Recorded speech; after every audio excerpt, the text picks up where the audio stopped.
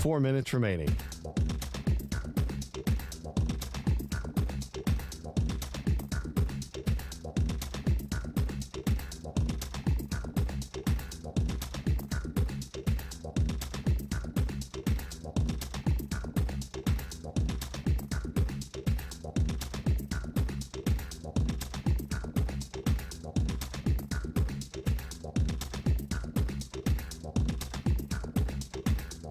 Three minutes, 30 seconds remaining.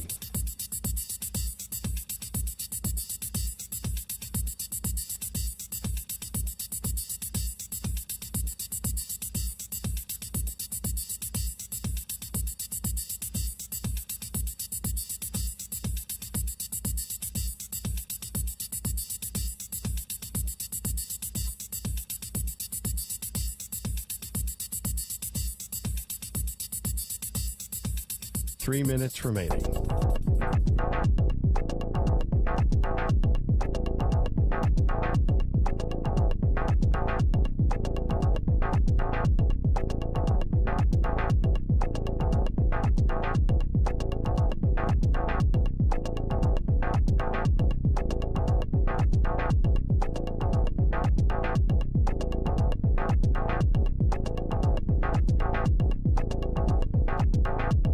Two minutes, 30 seconds remaining.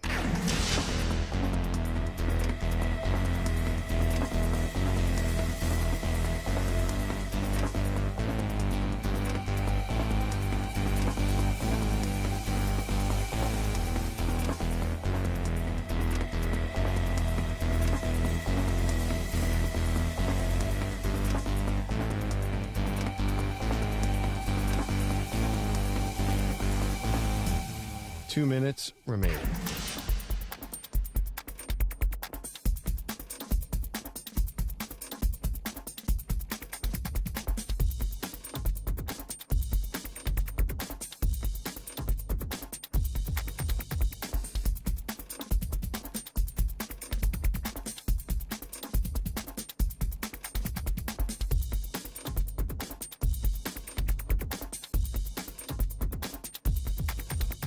One minute, 30 seconds remaining.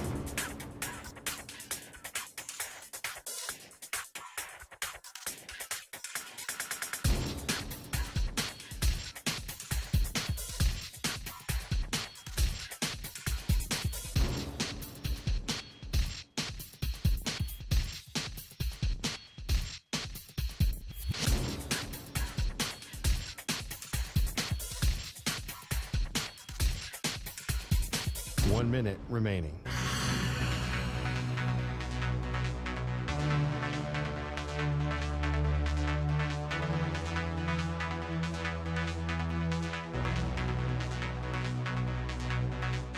Forty-five seconds remaining.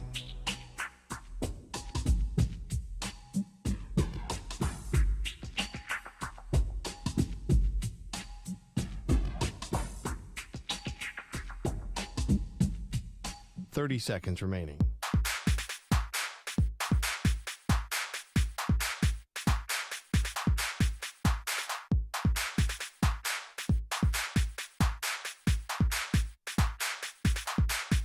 Fifteen seconds.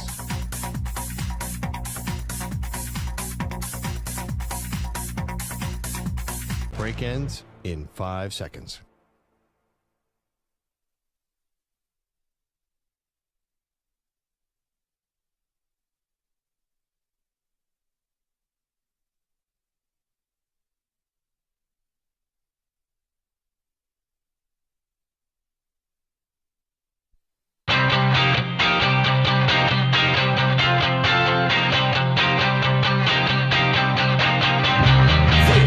Infinity Sports Network.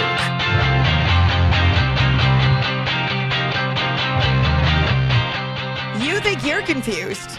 Oh, yeah. Join the party. It's going to be an adjustment for all of us. And I think the biggest adjustment might be you're expecting Zach Gelb in this particular moment. Zach is off today. I'm Amy Lawrence sitting in for Zach. And yes, we're all going to adjust at the same time. Really, nothing's changing. That's what you need to know, except the name. Now, there's a lot in a name, and we like our new name, the Infinity Sports Network, but it does not change the hosts. It does not change time slots. I've got people who listen to me overnights normally who are freaking out, wondering what's happening, asking me, well, where can I listen?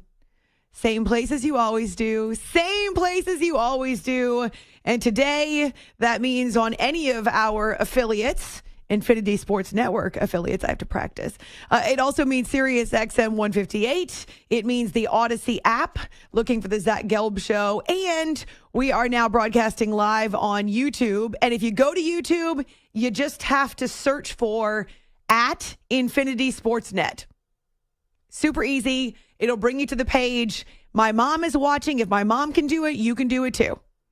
I sent her the link. Actually, both my moms. If my moms are watching and they figured it out, you can too.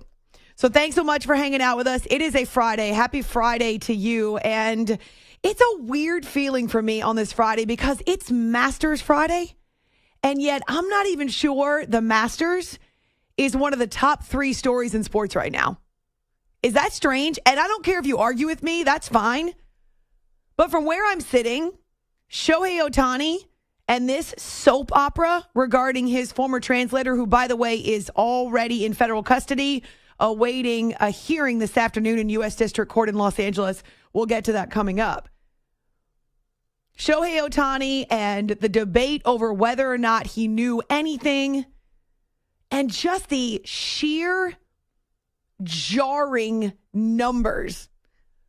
$16 million stolen, and then the amounts that he bet, the amount that he lost, the amount that he won. If he had no help in doing this, the man is a genius. I'm not saying that as a compliment, but man alive, it took a lot to orchestrate this.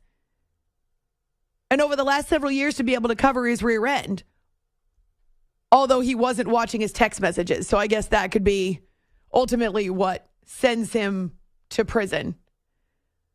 But I think Shohei Ohtani and the details that we've just found out in the last 24 hours, along with this shift, because a lot of people, me included, weren't sure what to believe when the story first broke with the Dodgers and Padres in South Korea. And that goes back to third week in March.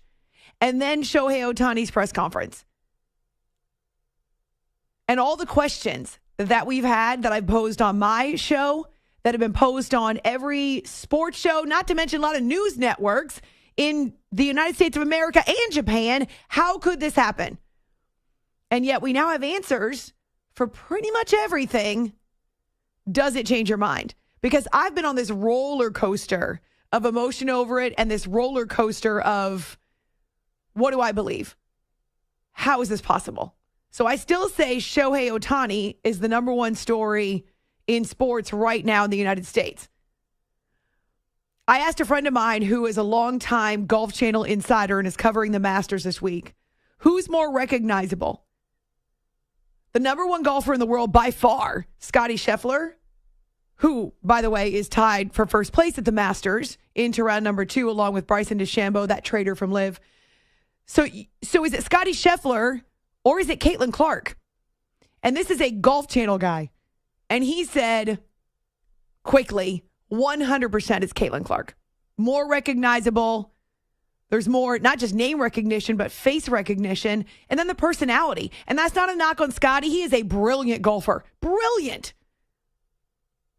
But if he walked down the street in your town, would you know who he was?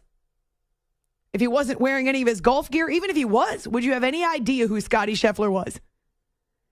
But right now, Caitlin Clark can't go anywhere unless she's completely hat, glasses, incognito as much as she possibly can. She is a bona fide celebrity. So that also hurts golf. So Shohei and Caitlin Clark, to me, are far bigger stories, especially with the WNBA draft coming up Monday, far bigger stories than the Masters. Now, by Sunday at the Masters, all right, maybe that's captured the attention of more sports fans, but golf is in a precarious place. And we will talk about it even as we head through this edition of the show. Can the Masters save golf? And what is behind the fracture in golf? And I don't just mean the Live PGA. I mean the fact that you've got fans who are tuning out in droves. Can the Masters save golf? And strangely enough, not even the top story in sports. And then if you're a big college basketball fan, or you're a Kentucky fan, or you're still feeling the buzz over John Calipari departing for Arkansas and Kentucky. Now, this is our perception. I don't know that it's true, but Kentucky swinging and missing on a bunch of other candidates they considered high profile. And I don't, again, this is our perception. I'm not saying it's true, but quote unquote settling for Mark Pope, that may be giving the Masters a run for its money in the top 3 in sports stories right now. But it is a Friday, and there's plenty to talk about. That's never a bad thing. We're going to get to as much as we possibly can. Once again, you're listening to the Zach Gelb Show. I'm Amy Lawrence in for Zach on, I have it written down, the Infinity Sports Network. You can find me on Twitter, A-Law Radio. If you would like to use the new network Twitter, it's the INF Sports. Wait, Samter, is it network or net on Twitter? INF Sports Net? INF Sports Network? INF Sports Net on Twitter. All right. So INF Sports Net on Twitter, Infinity Sports Net on YouTube. We can do this. I mean, if eBay Mitsuhara can pull off the blockbuster theft of the century, I feel like we should be able to handle a minor name change. Phone number is still the same, 855-212-4227. So here's the latest with the disgraced translator of Shohei Ohtani. He's now in federal custody. He surrendered to law enforcement Friday. He's awaiting a hearing that comes up later this afternoon in Los Angeles in U.S. District Court. He is accused now of stealing more than $16 million over 2 years. $16 million. And he masterminded this all by himself. I feel like this gives degenerate gamblers way too much hope and maybe a prototype to follow. I'm a little bit nervous about that. And I think the major questions have been, how did Shohei not know? That's probably number one. How did this incredible baseball player who's got the world by the tail, who's maybe the most recognizable superstar, well, maybe the most recognizable athlete on the planet, this side of Messi, Ronaldo, maybe. How did he not know that all this money was disappearing from his account? Now, my question, as someone who has an accounting degree, was how the hell do his financial advisors not know this?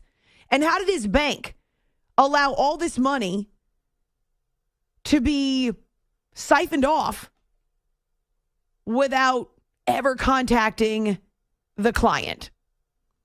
And according to Martin Estrada, who is heading up this investigation we heard from on Thursday, he's a U.S. attorney. Not only is he saying that Ohtani is squeaky clean, but he lays out all the ways that Ipe was initially able to have access to Ohtani's, his boss's, finances. At the same time he started placing the bets with bookmakers, Mr. Mitsuhara began using Mr. Ohtani's account to make payments for the bank account. Mr. Mitsuhara had helped set up the account, so he was familiar with it, and he used that familiarity to access the account. The evidence we've gathered over the past few weeks has demonstrated that in total, Mr. Mitsuhara stole over $16 million from Mr. Ohtani's account in order to pay for these illegal sports bets. And the $16 million is really just a drop in the bucket. He lost a lot more. He won, but he lost a lot more. According to investigators, more than 19,000 bets placed. So he wasn't kidding when he said he has a gambling addiction. It just happened to be a surprise to his boss. But how did the bank, the financial institutions, how did his financial team not realize that the money was disappearing? How did they not realize if they're monitoring Ohtani's finances, his accounts, maybe they're investing, maybe they're doing his taxes, whatever it is, how do they not realize that the money is disappearing. Mr. Mitsuhara lied to the bank to access the account. For instance, we've obtained recordings of telephone calls in which Mitsuhara spoke with bank employees, lied to them about being Mr. Ohtani, gave personal biographical information for Mr. Ohtani in order to impersonate him, and thereby convinced the bank to approve large wire transfers of large amounts of money to the bookmakers. Martin Estrada, the U.S. District Attorney. It's nefarious, right? These are the kind of details that you would get in some kind of a movie script or a novel. By the way, the max fine for this alleged theft is $1 million. I'm guessing he doesn't have that laying around anymore. And up to 30 years in federal prison. For those of you who think that he is the fall guy, and there still seems to be a public sentiment, at least among some sports fans, maybe it's waning, but public sentiment that there's no way Ohtani could be oblivious. There's no way he didn't know. Except the more I talk to people about not just Ohtani's routine, and think about what he was handling last fall. Not only was he dealing with an injury, he was still hitting and pitching until he couldn't anymore. He was facing surgery, the end of his tenure with the Angels, all the stuff about whether or not the Angels were going to trade him, which didn't happen, of course, at the deadline. The Angels start tanking. They're going to miss the play around him. Who could handle his finances or take care of some of his personal obligations? And to be fair, if everything we've heard from the feds is accurate, he's not the first one. I mean, we've heard about athletes who've been swindled by their accountants, by their parents, by people they've hired who are close to them that are supposed to be handling their finances or helping them with their charities or their organizations they've set up. We know this is not the first guy to ever have it happen. It's just so astounding. The numbers, number one. Number two, it's the gambling thing. And it's because I think we're prone now to just believe, a lot of us, that athletes are surrounded by it, so they must be doing it too. I would love to know whether you've changed your mind about Shohei Ohtani and if he's telling the truth. Also, does he get his money back? That's what I really want to know. Does he get this money back? I started thinking about it on Thursday afternoon. I couldn't stop.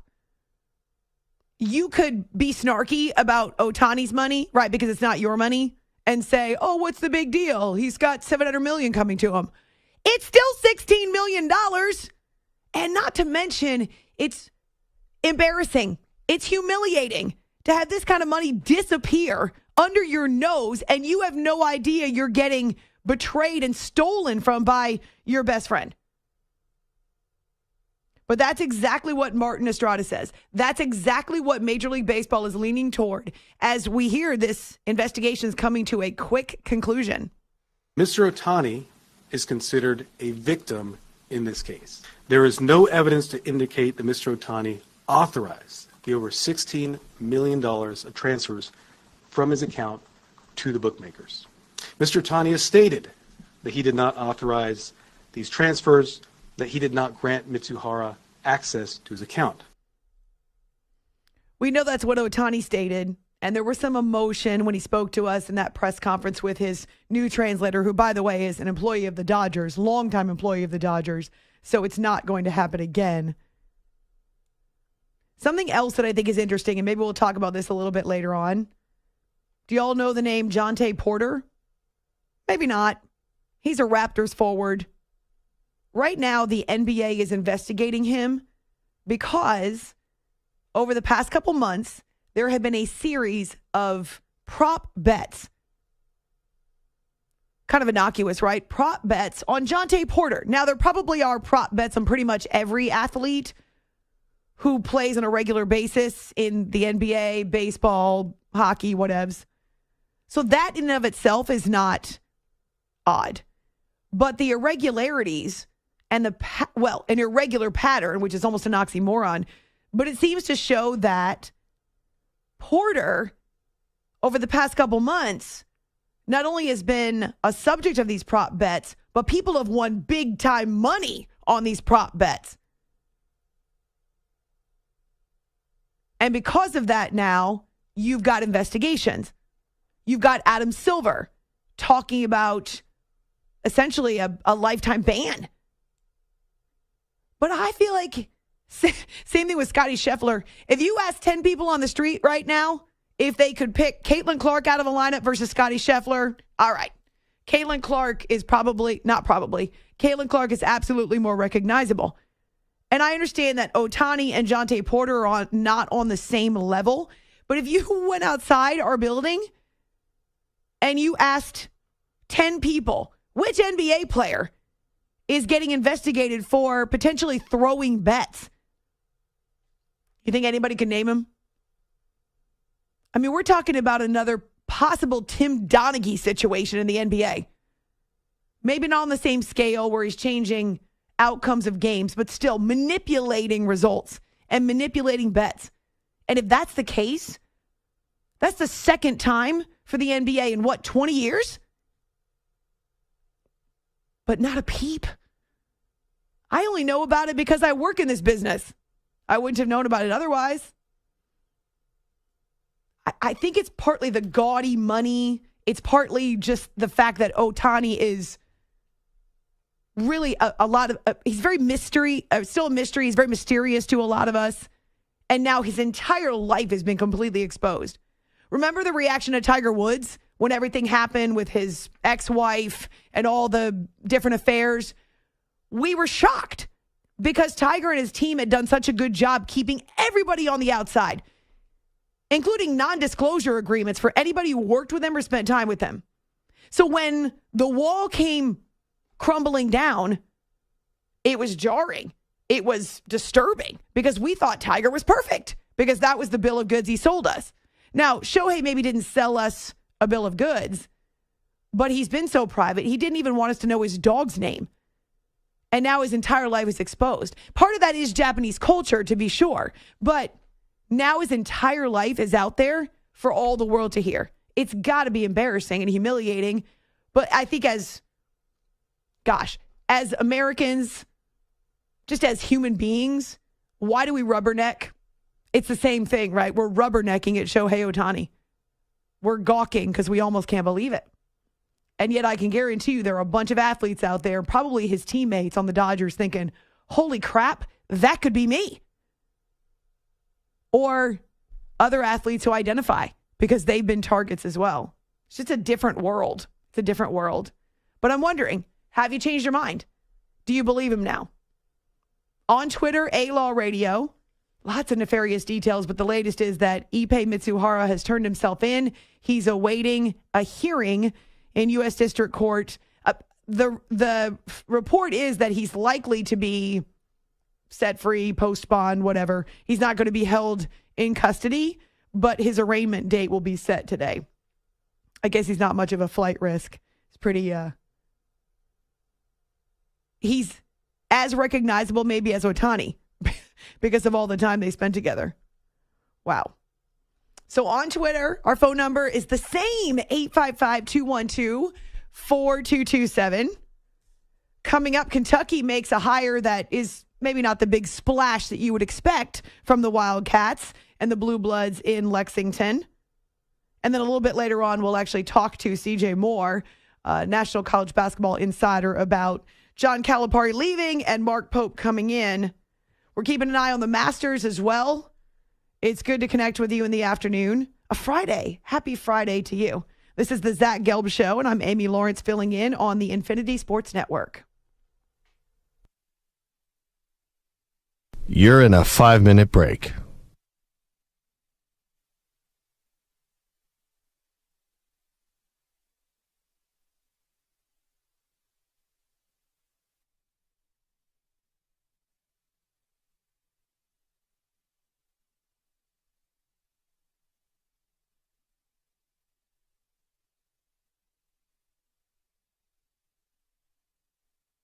Four minutes, 30 seconds remaining.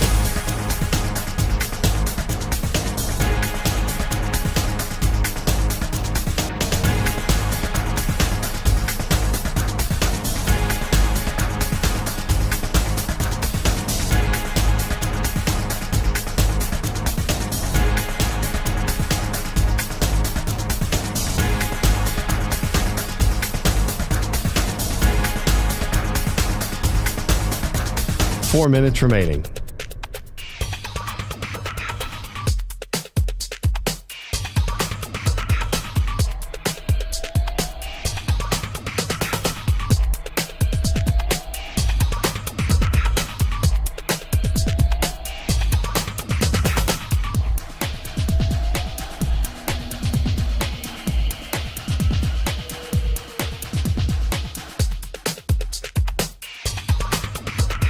Three minutes, 30 seconds remaining.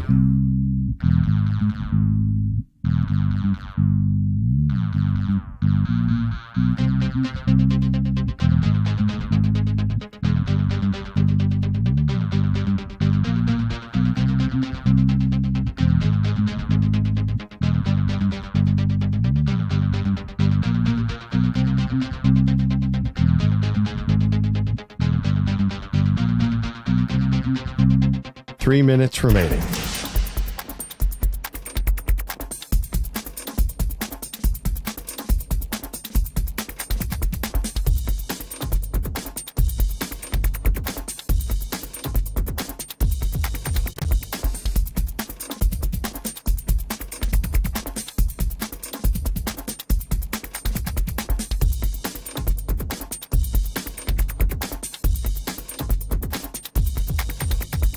Two minutes, 30 seconds remaining.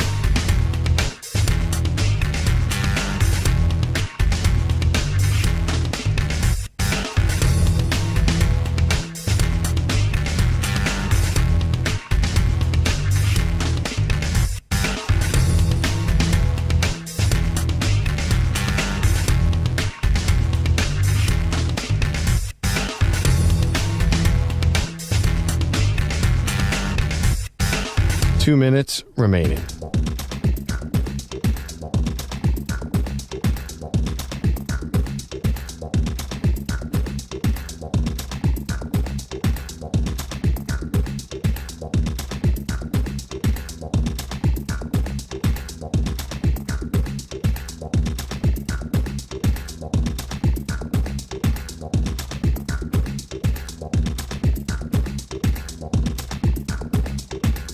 One minute, 30 seconds remaining.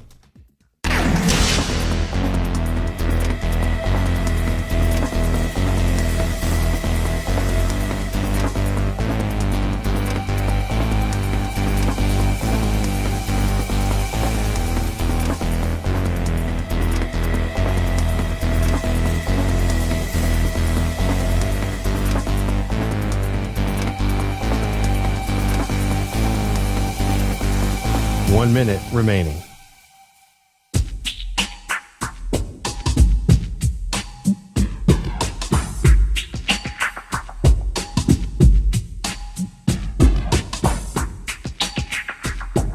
Forty-five seconds remaining.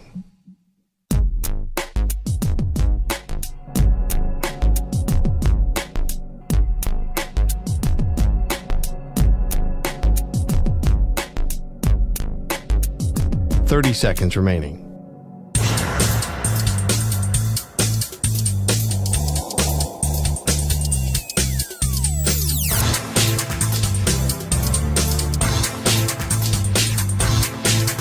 Fifteen seconds.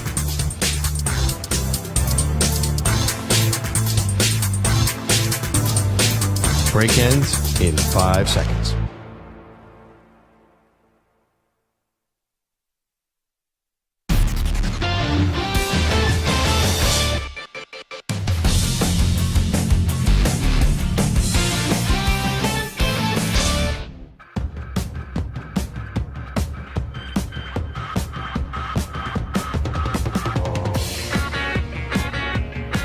You're listening to the Infinity Sports Network. I'm Amy Lawrence in for Zach Gelb on this Friday afternoon. Just gives me a thrill to say it this Friday afternoon. The Masters is on TV in studio, keeping my eyes on the top of the leaderboard. World number one, Scotty Scheffler, whom you couldn't identify on the street, is tied with Bryson DeChambeau at -7. And then Max Homa, who's had a really good start to his second round. He is sitting one stroke behind. And we will talk about Augusta National and the Masters and this strange space that golf finds itself in coming up next hour here on the Infinity Sports Network. Yes, it's new. No, it doesn't affect anything else. You can find me on Twitter, A-Law Radio, and I'd love to know if you believe Shohei Ohtani now. If you believe him to be squeaky clean and completely oblivious now. Maybe the only thing he's guilty of is believing that the people around him were taking care of his money the way that he asked them to and hired them to. And we'll talk more about that as we head through these next few hours. It may not be the biggest story in college basketball right now. In fact, it may not be even more of a headline than Duke losing its top 2 scorers. And that in and of itself is saying something. Kentucky loses John Calipari after 15 years. He goes to Arkansas. And the perception is that Kentucky has struck out multiple times in trying to bring in an even higher profile replacement or pluck one of the bright young minds in college basketball to take over a program that it's essentially a pro team in the state of Kentucky.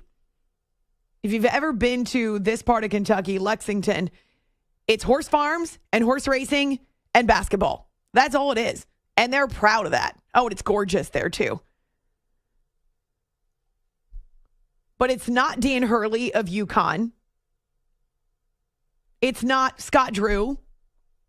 It's not any of the other names that you would know unless you follow BYU or you remember Mark Pope from his days at Kentucky. So he is an alum. He won a national championship with the Cats going back to the mid-90s under Rick Pitino, by the way, which is just ironic. And he was a captain on that team. And so here he is returning home, so to speak, after 5 years at BYU. And it's not that he hasn't been able to lead his various teams, most recently the Cougars, to a bunch of wins. But in terms of an eye-popping resume that would be worthy of Kentucky, it's not that. It's interesting, too, because I think about the Alabama hire, where in the wake of Nick Saban's retirement, Saban, by the way, enjoying his retired life at the Masters today. After Nick Saban steps away, there were a bunch of different ways that Alabama could go. Bama could hire someone who was within the program, someone who had worked under Nick Saban, someone who knew the tradition of Roll Tide and would be able to step in, understand expectations, know the pressure. Instead, Alabama goes completely outside the family. Well, in this case, Kentucky tried to go outside the family, but it didn't work. Again, that's perception. We'll see if we can get to the bottom of it. But Pope just doesn't have the type of success that you would think, yes, he can replicate that at Kentucky. So no regular season or conference tournament championships in 10 years as a head coach. And the last we saw of BYU, the Cougars were getting upset by Duquesne in the tournament in the first round. So he's been a 6 seed multiple times, and in each case has lost to an 11 seed. But he does know Kentucky, right? He played for 7 seasons in the NBA, so he has that experience as well. Incredibly well-traveled when it comes to his job, his journey. So he was at Georgia. He was at Wake Forest. He was an assistant at BYU before he took over. So we're talking about D1, some power conference basketball. But it's quite a jump to Kentucky when you're in a fishbowl. So no Scott Drew, no Dan Hurley, no Nate Oates. Villanova alum or Villanova former head coach Jay Wright made it clear he wasn't interested. Billy Donovan, who's with the Bulls now, hadn't had contact with Kentucky. We don't know exactly how many of those guys the Wildcats would have been after. And I hope that the passionate fan base gives him a chance. And we'll talk more about his credentials and resume coming up. But it feels like a wah-wah-wah type of a hire. Although, having been in sports radio now for 25 years, and as a female in what is a male-dominated business, I often tell young broadcasters that I mentor, specifically females, who cares if you're first choice, second choice, third choice, fifth choice, sixth choice? Did I miss fourth? I probably did. Who cares what choice you are? Once you sign on the dotted line and the job is yours, maybe the expectations are low, but you can surprise people that way. Give me an opportunity. Give me the chance, and I'll prove you wrong. And I hope that Mark Pope goes into this with that type of chip on his shoulder. College basketball is so different now. Was it Utah State in this year's tournament that had no players a year ago because everybody had hit the transfer portal and no players that had scored even a single point for them in the 22-23 season?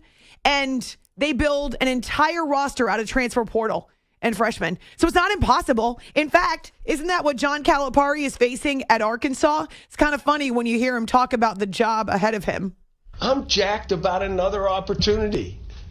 I'm like, let's go. Now, I met with the team. There is no team. So now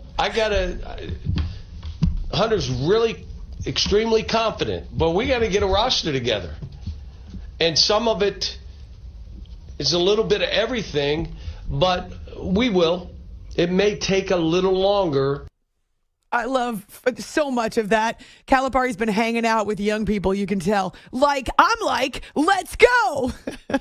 And then he says, I met with the team. There is no team. I met with the team. There is no team. So great. He is going to have fun there, and they are going to love him.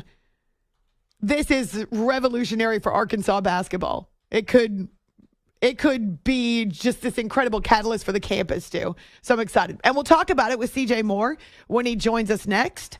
I'm Amy Lawrence, in for Zach Gelb on the Infinity Sports Network. Here's our latest sports update. Is that still the same? Hope so. Whoopsie. Here's our latest sports update. Take two. And here's Rich Ackerman. Infinity Sports Network. Sports Flash. Well, as you were saying, Mark Pope wasn't Kentucky's first choice, but he is the choice to take over the Wildcats following John Calipari's departure. The 51-year-old has been at BYU since 2019 and was a part of Kentucky's 1996 championship team. UConn's Donovan Clingan reportedly entering the NBA draft, as well as Duke sophomore Kyle Filipowski and freshman Jared McCain. Ipe Mizuhari, Shohei Ohtani's former interpreter, is in federal custody after surrendering to authorities. He allegedly stole $16 million from the Dodger star's bank account to cover gambling debts. Second round action at the Masters, and right now there is a three-way tie for the lead. Max Homa, Bryson DeChambeau, and Scottie Scheffler are all at 6 under par. Scheffler with a bogey on 5. DeChambeau a bogey on 11. He is +1 for the day, where Scheffler is even and Homa is 1 under par. The Bucks trying to hang on to the second seed in the East. They won't have Giannis Antetokounmpo for these last remaining games. They head to Oklahoma City, though, after back-to-back wins, holding a one-game lead over the Knicks, who take on the Nets tonight. I'm Rich Ackerman. You're in the right place. The Infinity Sports Network.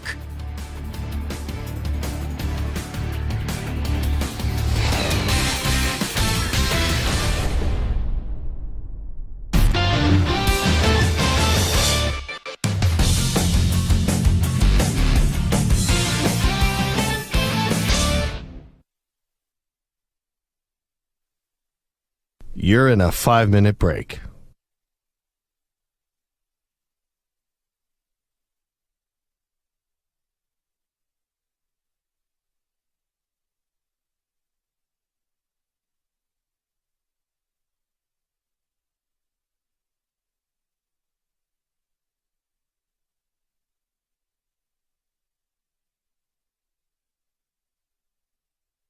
4 minutes, 30 seconds remaining.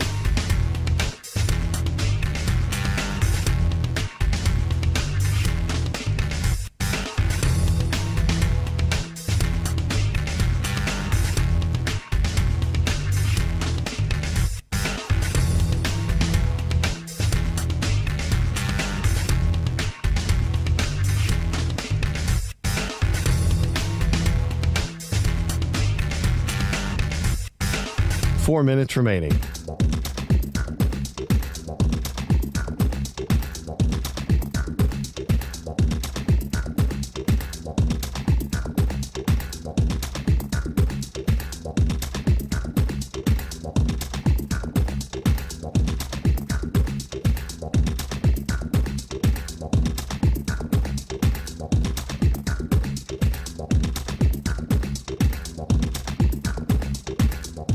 Three minutes, 30 seconds remaining.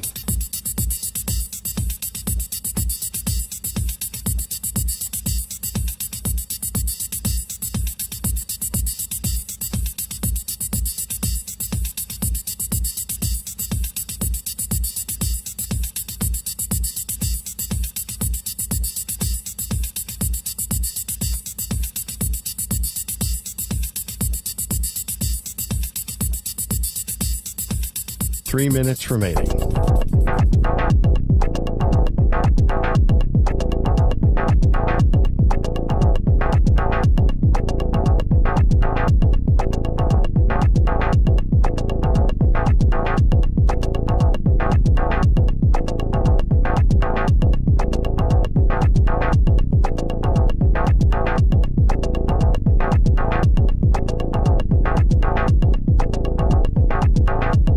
Two minutes, 30 seconds remaining.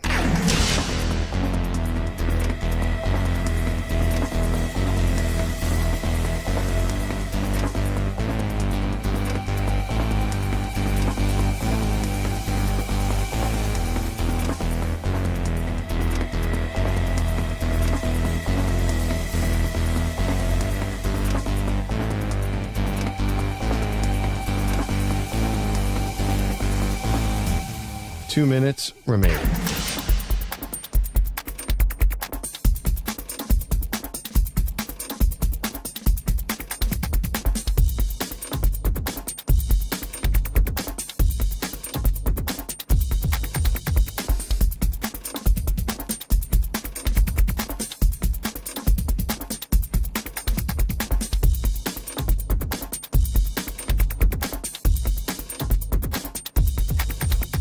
One minute, 30 seconds remaining.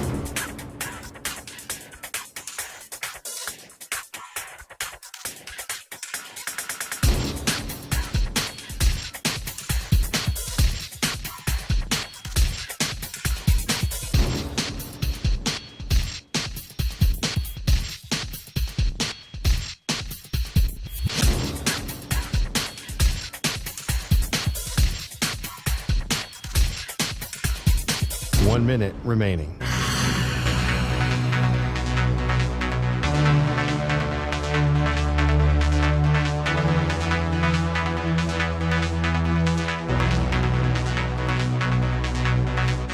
Forty-five seconds remaining.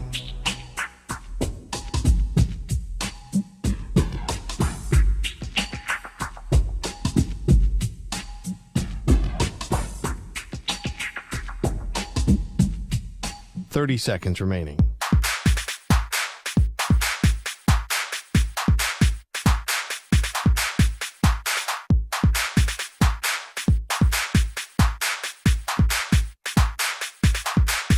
Fifteen seconds.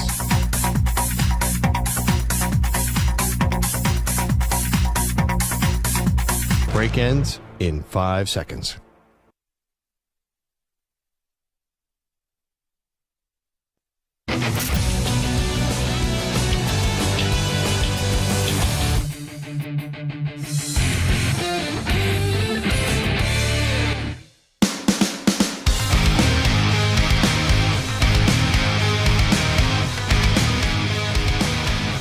Since our season ended, Ellen and I have spent a lot of time thinking about our time here at Kentucky.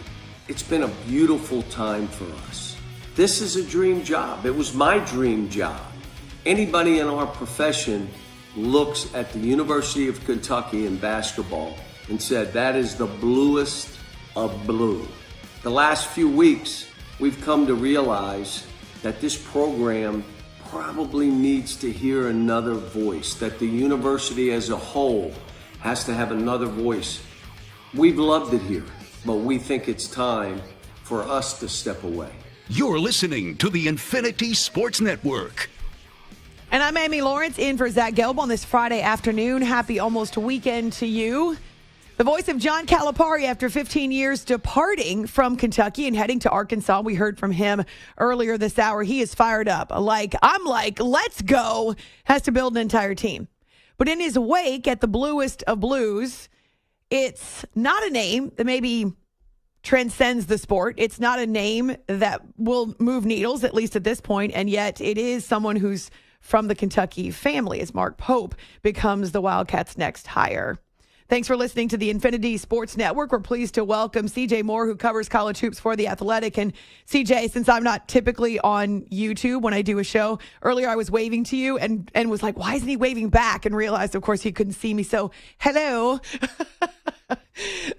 Why Mark Pope? Why is Mark Pope the voice that Kentucky needs to hear now? Well, I think that anytime you replace a coach and it's not going awesome at the end, you probably look for somebody that's a lot different than the coach you currently have.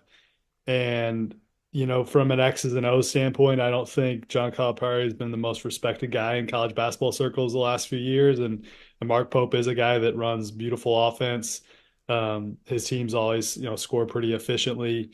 He's done a lot done pretty well at BYU. That's not the easiest job. You're kind of limited in your recruiting footprint there. Just because of the, what all goes into being at that school and being in athletics there.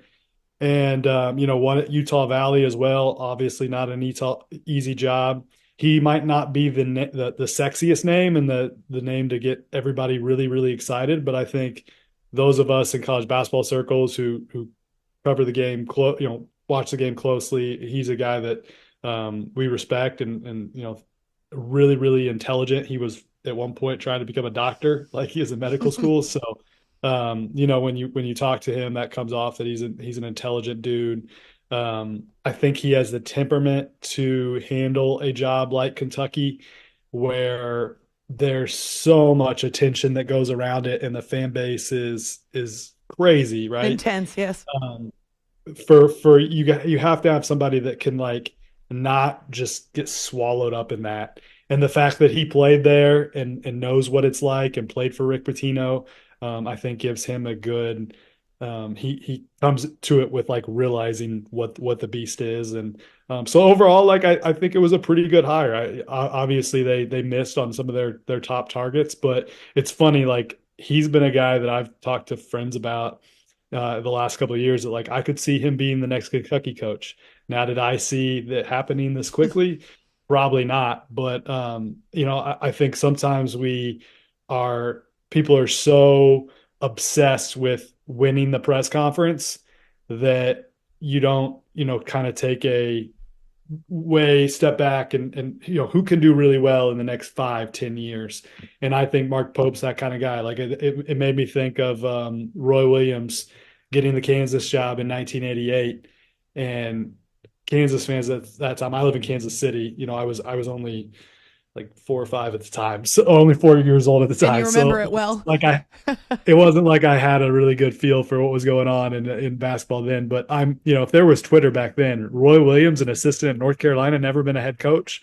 People would have been like, what? And he ends up being one of the greatest coaches ever in college basketball. So I would tell people, not to overreact to, Mark Pope has never won a tournament game or this or that. I think he's a pretty good basketball coach. How does this play with recruits and the transfer portal, though? Well, here's what kids care about right now is am I going to play on a big stage, and are you going to pay me? And I think that Kentucky's in a pretty good position to be able to do both, right? There's no bigger stage than Kentucky. And I think their NIL budget is plenty healthy. And Mark Pope's the kind of guy that like he can come into your living room and relatable guy, like easy to talk to. I think that's when you have the resources that you do with Kentucky, as long as you're a guy that can kind of sell a vision, and he can sell, hey, like look at how my teams play. We play fast, we shoot a lot of threes. Like, heck, I'd want to go play in that kind of system. So I think that I don't feel like recruiting is going to be like a huge issue for him. Kind of sells itself. CJ Moore that's true. Kentucky is the brand. CJ Moore is with us from The Athletic, covering college hoops, as Mark Pope will become the next Kentucky head coach. I'm Amy Lawrence here on the Infinity Sports Network. CJ, who precipitated the change at Kentucky? Coach Cal or the administration? Well, I think the administration was stuck because you had a $33 million buyout and nobody wants to pay that. So, if you read our story at The Athletic, Kyle Tucker and Shams did a piece on like what happened, and Shams talked to Cal for that story. And, and as Kyle Tucker's kind of written in the past too, I think the relationship was broken at the point where, like a year ago, when Cal says, we're a basketball school, and Stoops, the football coach, and the AD come out and they had a press conference, basically shaming Cal for what he said. And, where it really wasn't that ridiculous a thing to say, like, yeah, Kentucky is a basketball school. And, he says in our story that he knew it was, the relationship was like, it was not on good standing at that point, and it was probably time for him to get out. And every time there'd be a big, coaching opening these last few years, whether it was Texas, Michigan this year, you would always hear whispers around the sport of, oh, Calipari's interested. So I do think he's been like wanting to get out because just probably tired of all the attention. And I mean, Cal isn't a guy that likes to be questioned, and isn't like, doesn't love not everybody just cheering for him and being on his side. And I think he got tired of it. And so I understand kind of where he comes from. And, but the school was kind of stuck, like, but are you really going to pay a $33 million buyout? Right. This is not the NFL, right, where that kind of thing happens a bunch for coaches that move on. Yeah. So how quickly an impact on Arkansas, since he's got no team, as he told us? Yeah, he has one player. Mark Pope isn't going to probably have much of a team either. I'm sure some of the recruits will follow Calipari. When he got the job at Kentucky from Memphis, all of his recruits followed him at that point. I don't know if all of them will, but I'm sure some of them will. With the portal, you can build a roster quickly. Utah State this year made the NCAA tournament, returning one guy who played like 4 minutes. So, I mean, Kansas State a year ago when they made an Elite Eight, it was basically in a completely new team with like one guard that had been there before. So it's possible to do it. It's not the easiest thing. I think the ideal thing is to have 5 or 6 guys who have played in your rotation and given you, have experience, and then just kind of like build it around that. But, if anybody can do it, I'm sure it's Calipari. He's one of the best salesmen in our game. In your opinion, how sustainable is this model where you're talking about, and the estimates say roughly a third of college basketball players hit the transfer portal after the season is done? Yeah, I'd like to, I think the NCAA really messed up when, a year ago I did a story on second-time transfers. Like, they're not going to be eligible. They're they think they're going to be eligible, but they're not. And at the beginning of the season, most of them weren't. Like, they were not going to be like giving out waivers like candy like they had in the past. But then the NCAA got taken to court, and the NCAA never wins in court, and all of these kids could play right away. So now you don't have to sit if you transfer. It's free agency every single year. The COVID year, which this is the last year, the COVID year has just the number of players available has, I think it's as high as it probably will ever be because of that. Okay. So after this season, we might see it come down just a little bit, but still just being able to transfer as many times as you want, it's going to be difficult. And, I think the biggest thing a lot of coaches talk about is it's not just recruiting players in the portal. It's recruiting the players on your actual roster and getting them stay. roster retention is so important. So I think the schools that have NIL can take care of their guys, the coaches that have good relationships with their players.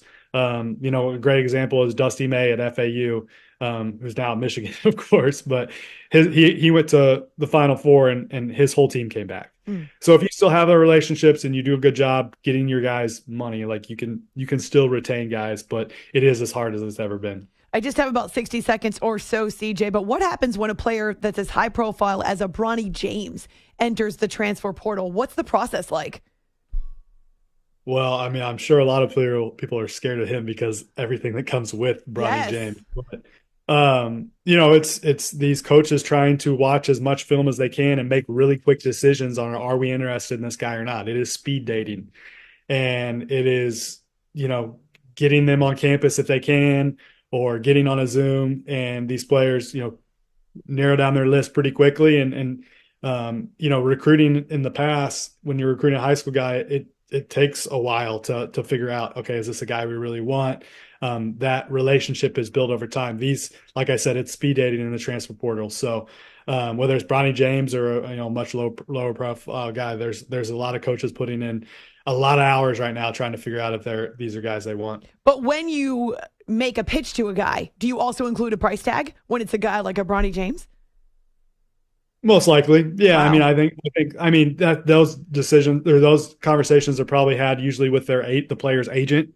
Like, hey, here's what we can pay you. The coaches aren't allowed to say it, but I'm sure that's happening where they're kind of laying out, okay, here's what we can pay you. But a lot of times that's done between the collective and the agent in an ideal world.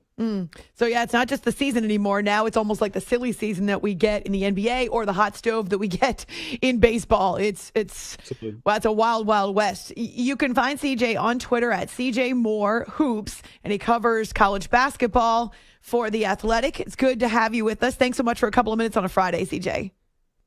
Thank you. Yes, now that I can see him and I know that he can see me.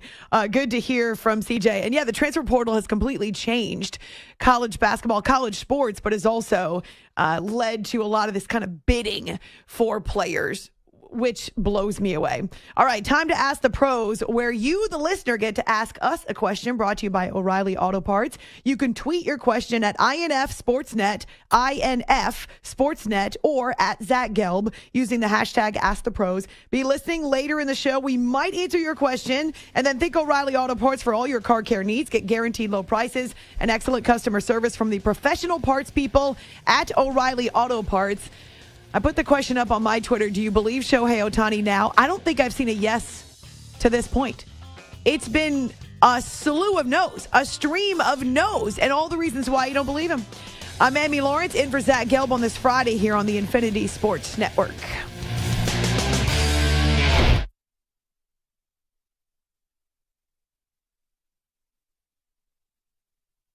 You're in a 5-minute break.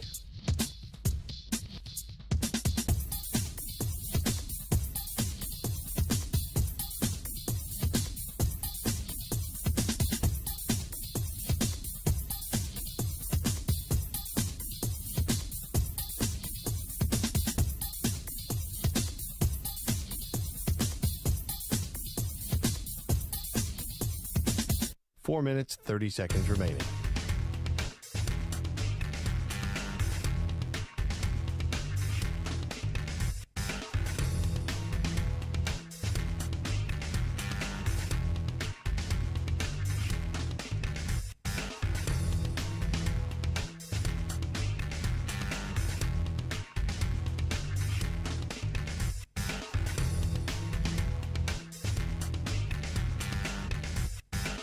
Four minutes remaining.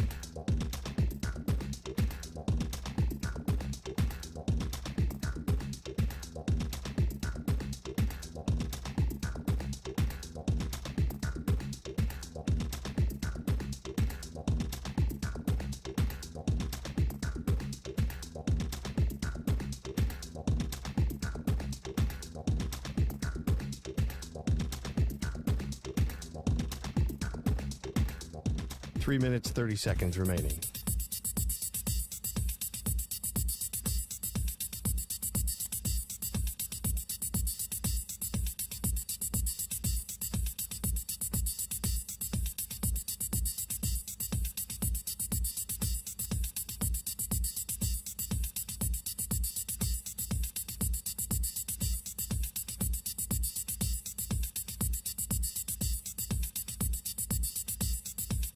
3 minutes remaining.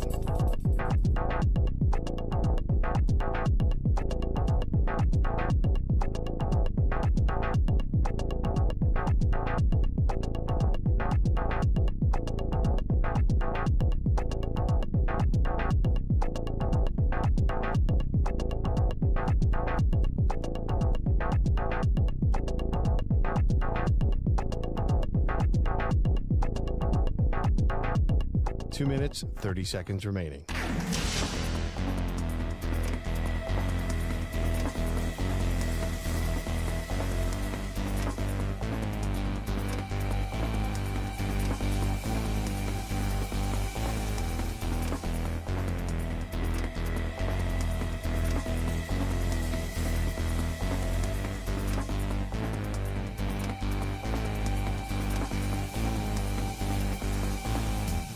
Two minutes remaining.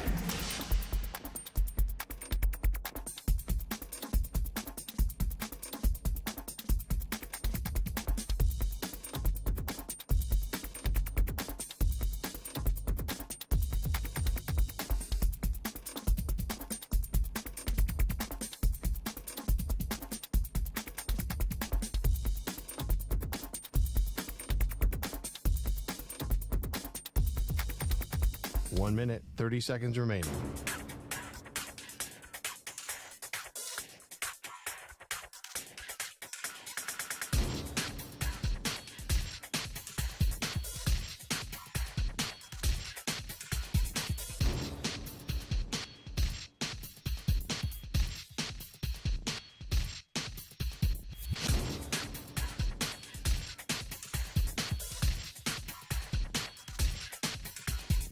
One minute remaining.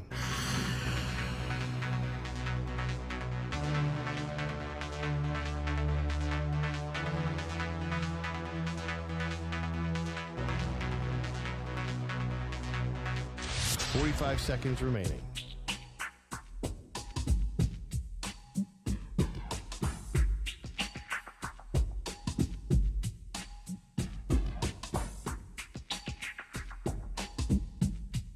Thirty seconds remaining.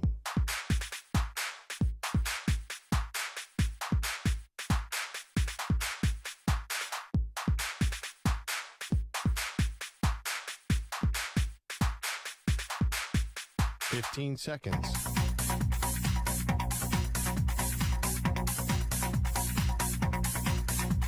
Break ends in 5 seconds.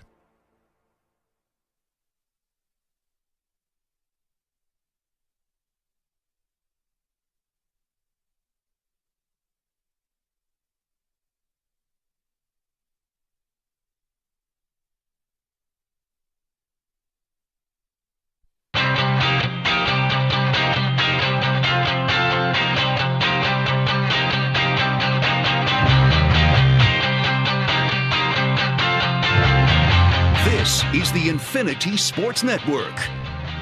It is, but nothing else has changed. Well, I lied. Our Twitter's changed. Our YouTube's changed. Our Instagram and Facebook have changed. Our website is also changing. And the spot where you can listen live, it's got a new title as well. Our phone number's the same. I'm the same, but I'm not doing the show I normally do. Oh, yeah, I take it back. Everything's changing. No, really, it's just a new brand, new image, new brand.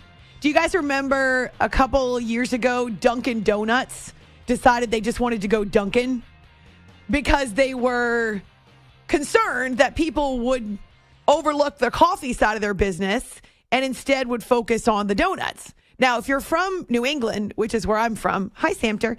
If you're from New England, you already know that Dunkin' Donuts is a coffee spot, a coffee joint, really. Not that you can't get great donuts, but you mostly think about it as coffee. But outside the country, and as Dunkin', I guess I have to call them the right thing, as Dunkin' has started to expand, they wanted more people to know them for the coffee and not for the donuts. So they completely rebranded or rechanged. But see, that's just a matter of semantics. It was funny, though, to see all their signs where they used to have the Dunkin' Donuts and then there'd be nothing after the Dunkin'. It would just be a white space where they took the letters down.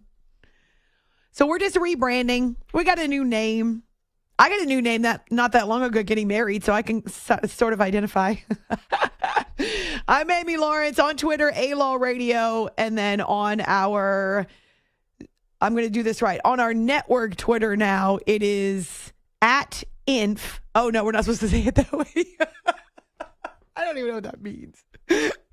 We were talking about it out loud earlier, and it just sounded funny. So the idea came up to use INF, Sportsnet, not inf. Inf. I kind of feel like we need some Buzz Lightyear. No, can that be our new mascot? Not everybody's going to get that. At least Stu did. Thank you, Stu. @INF Sportsnet. Mike, are you in there? You asleep? Does Mike need more coffee? Mike, do you drink coffee? I didn't get it at first, but now I get it. Oh, you didn't get it at first. Okay. Do you drink coffee, Mike? I sure do. I heard this new round of stats from the National Coffee Association, which in and of itself is amazing. I want to be part of that association. National Coffee Association in 2024 has said that 2/3 of Americans drank coffee in the last 24 hours, or 2/3 of Americans would tell you they drank coffee in the last 24 hours. So that's 66% roughly. 75% of Americans drank coffee in the last week. And those numbers are higher than they've ever been. And I'm thinking, we're not working from home anymore. I don't know. We're more stressed out. We're burning the candle at both ends more.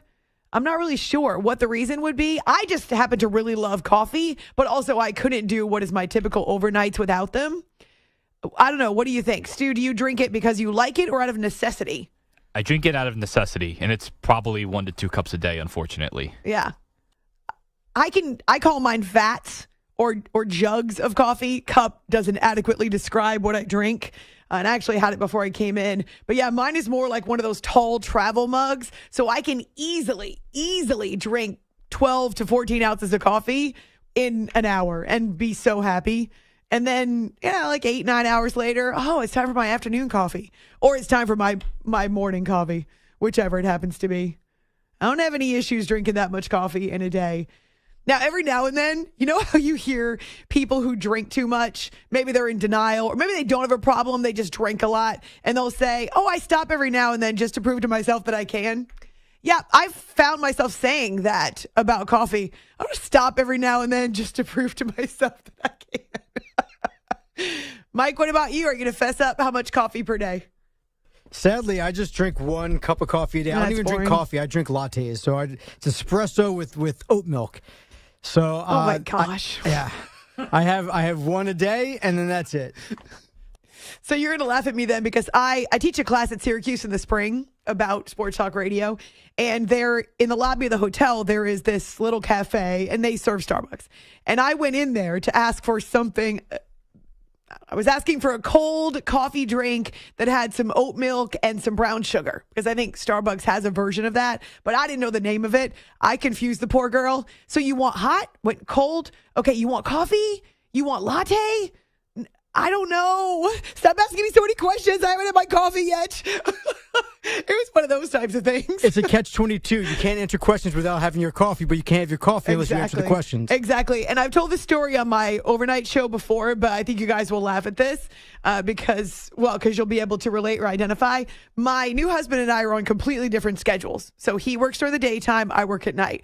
And in addition to having to figure out when we can spend time together because our schedules are so opposite, what we didn't realize until we got married and moved in together is that when I come home in the morning and I'm still unwinding, right, my adrenaline's still up, I'm going and blowing, right? I've got all kinds of thoughts that I've been thinking all night, and I want to tell him what happened, and I'm probably louder than I need to be in the kitchen at 7 a.m. Eastern time, and he oftentimes will sit there with his mug of coffee just staring at me.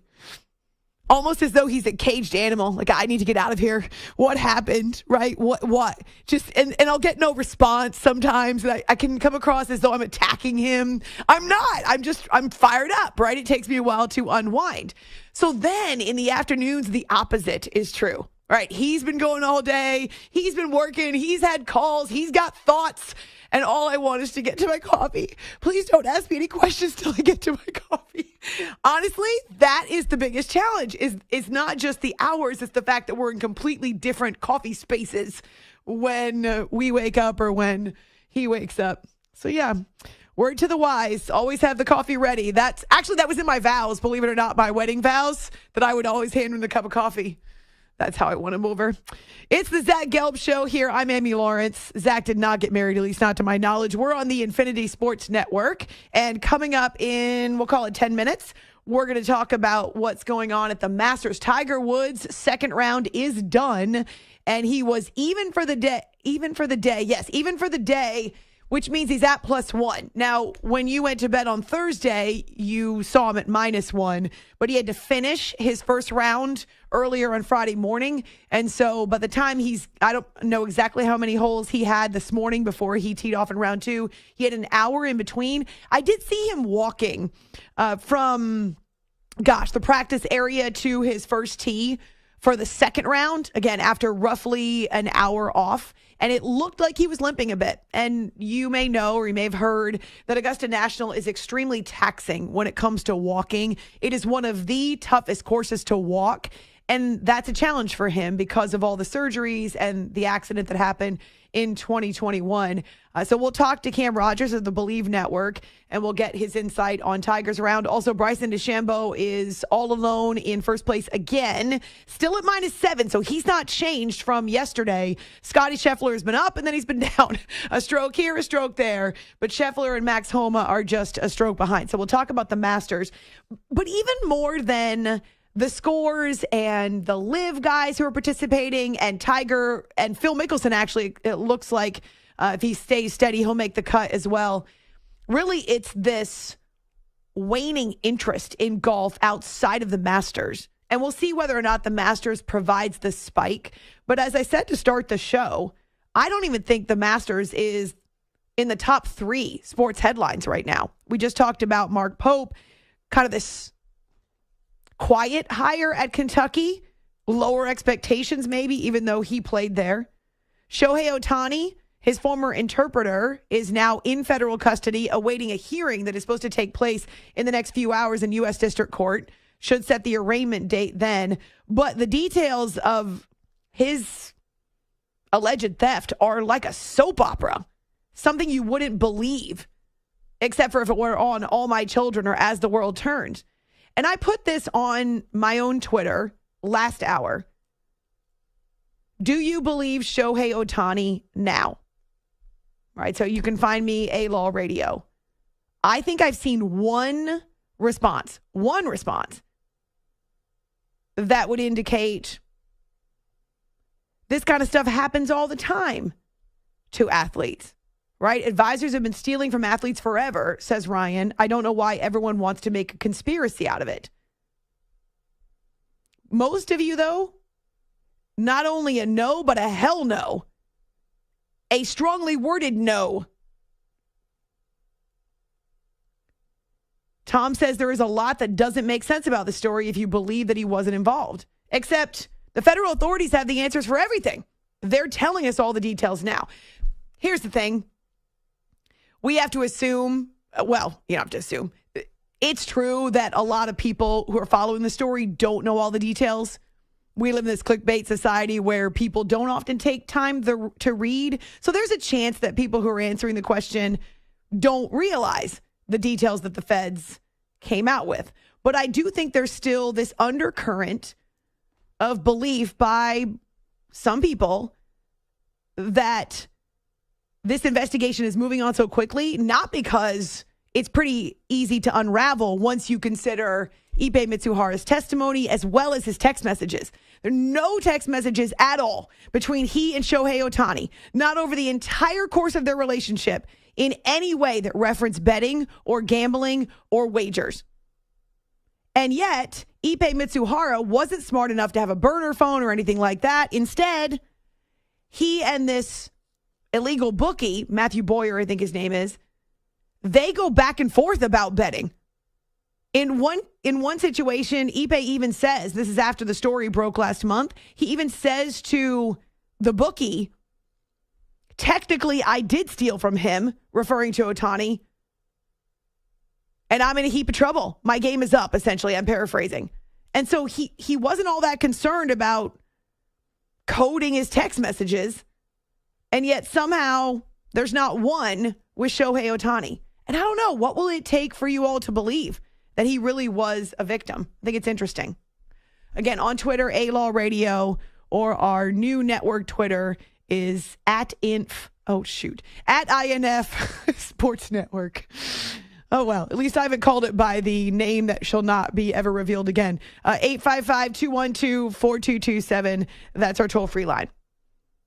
So other than Shohei and the new Kentucky hire, I honestly think Caitlin Clark is still a far bigger story than pretty much anything else going on in sports. And I was thinking about her schedule the last couple days. These are the weird things that I think about. This is what happens when you host a radio show on a nightly basis. You tend to think down rabbit holes on particular stories. So after coming out of the Final Four and playing into the championship game, think about all of the attention on her. She's nonstop doing interviews and press conferences now. She had a big, well, it wasn't just her, but her and her teammates had this huge celebration at Iowa where more than 7,000 fans showed up at their home arena to thank them. She found out her number is getting retired, the number 22. Monday is the draft. And did you know her first game in the WNBA is not months down the road? It's exactly 1 month from the draft. So Monday's the draft. And then her first games, like actual games that count, are a month later. So she essentially goes straight from draft into maybe a pre-draft camp, but then actual training camp. And the first preseason games are the first week in May. She's going to have no break whatsoever. And even though she doesn't come across as superhuman, and she's handled everything so graciously with such class, almost as though she is a professional already, the thing is, she's got to be tired. She's still human. And I wonder at what point she's going to hit the wall. But I do appreciate that she has taken on this responsibility. It is a responsibility. To whom much is given, much is required. She's taken on this responsibility and is carrying the mantle and wearing the flag. Oh, nope. Carrying the mantle and waving the flag for women's basketball and women's sports in general. Every single time she has an opportunity, whether it's a press conference, whether it's in front of her fans, whether it's one-on-one interviews, you watch. It'll be the same way when she gets interviewed around the WNBA draft, when she is likely selected number 1 overall. The state of women's basketball, she wants to leave it better than when she found it. Our games being nationally televised, I mean, we've played on Fox, NBC, CBS, ESPN. I mean, you just go down the list, and we've been on every national television channel, and I think that's been one of the biggest things that has helped us. And I think no matter what sport it is, give them the same opportunities, believe in them the same, invest in them the same, and things are really going to thrive. I agree with her. And if you were wondering how this could possibly carry over to a league that's 30 years old and has incredible players and world-class talent, but hasn't ever had this type of interest, well, it's already happening. The reports indicate that the Indiana Fever have seen a 93% spike in interest. 93% spike in, what'd you say, Mike, in the interest for their tickets? In ticket sales. In ticket sales, right. Now, last year, the Fever were at the bottom in WNBA home attendance. In fact, they barely averaged 4,000 fans. So if they're seeing this humongous spike in the interest and in the ticket sales before they even draft Caitlin Clark, imagine what it will be like when they start playing. So just for kicks and giggles, a colleague of mine and I, we noticed that one of the first games that Caitlin plays as a pro, or that the Fever play after she's been drafted, is against the Connecticut Sun. And then there's another one against the New York Liberty. And since our headquarters are in Manhattan, we thought, why don't we check on ticket prices? Oh my gosh, they're hundreds of dollars just to get in the building. And so it's not just the Fever who are going to see the spike in interest and sales and tickets, and not to mention jerseys and memorabilia and all kinds of interest when it comes to PR and how they can market. But it's other teams as well. And so you have the way the WNBA does it, they generally have their tickets released kind of in pockets, right, for the games that are coming up. But the Fever went ahead and for the first time ever started pre-selling single game tickets to 2 games per day because that's how hot they are right now. So they're releasing 2 games per day and they're pre-selling these tickets. They've never done this before. And this is over a couple of weeks heading into Monday's draft.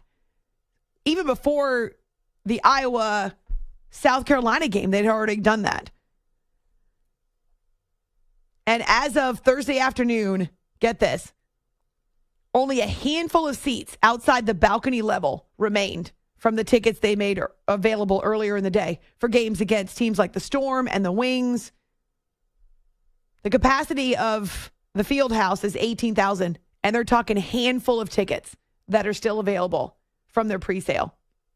And teams that are hosting the Fever early in the season are also seeing a major spike. The New York Liberty, a 50% price increase since Caitlin Clark declared for the WNBA draft. The Connecticut Sun, a price increase of 91% since Clark declared for the draft. And this is on the secondary marketplaces where you can buy tickets. So it's already happening. As long as she's playing and she's healthy, it reminds me a little bit of Steph Curry. Remember, he was a skinny kid from a small school as a sophomore at Davidson. He lit the world on fire with how he could shoot from anywhere in the building. People maybe knew his dad, but they didn't understand what kind of a road he was destined to walk. By the time he was a junior, he was one of the biggest stars in college hoops. Now, he did declare and go to the NBA, obviously, but that is carried over. Steph Curry is one of the most popular athletes on the planet. And now it's 15 years later? Maybe even longer. What is he, 36 now? He's in his mid-30s. And he's still incredibly popular. Now, he's had to remain consistent, continue playing. He's set records from 3 points. He's won titles with the Warriors. If Caitlin Clark continues to do what she's doing, she's going to drag the rest of the WNBA with her. It's a meteoric rise, and she's handled it so well. Coming up, we'll check in on the Masters and Tiger Woods. And can this tournament bring the fans back to golf?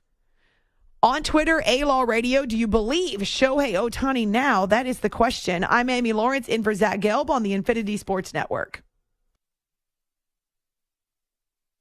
You're in a 5-minute break.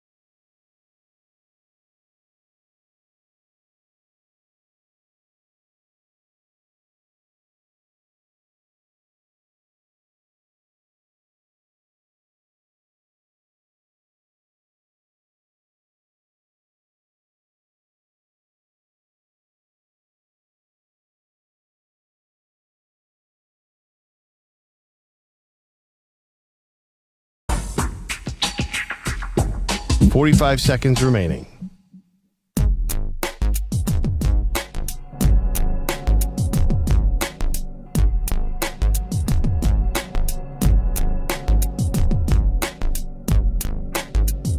Thirty seconds remaining.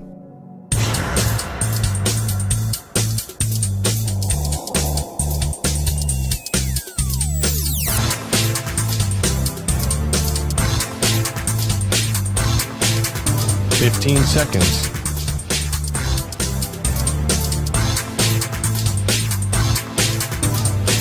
Break ends in 5 seconds.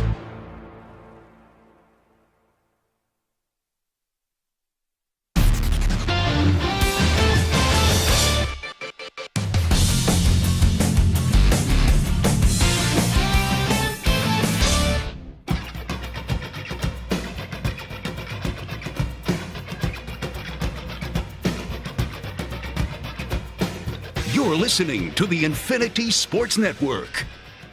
It has a nice ring to it. I'm Amy Lawrence in for Zach Gelb. We're still getting used to it too, but that's the only thing that's changing. Still talking sports, and it's still a Friday, which means you should have a smile on your face.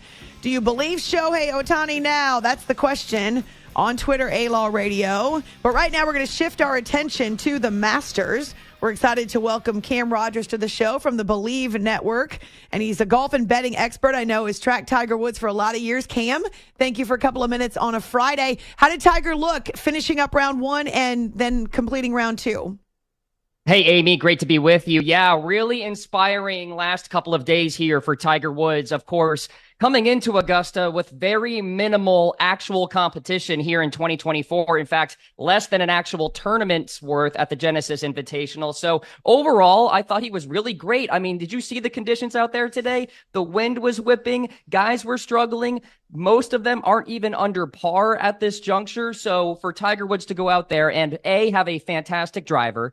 By the way, Tiger has hit 11 or more fairways in each of his first two rounds of the Masters, twice as a pro, 2024, 1999. So the accuracy was there. The swing speed was there. His swing looks fantastic off the tee. Now, the iron game wasn't as great today and certainly wasn't yesterday either. So that required a really good short game, and he had that today. And plus, nobody has an advantage on Tiger Woods from a mental strength standpoint. He really fought through today. He grinded big time, and to shoot an even score is really impressive for somebody who's fighting pain every step of the way. He's likely to make the cut if it stays the way that it is right now.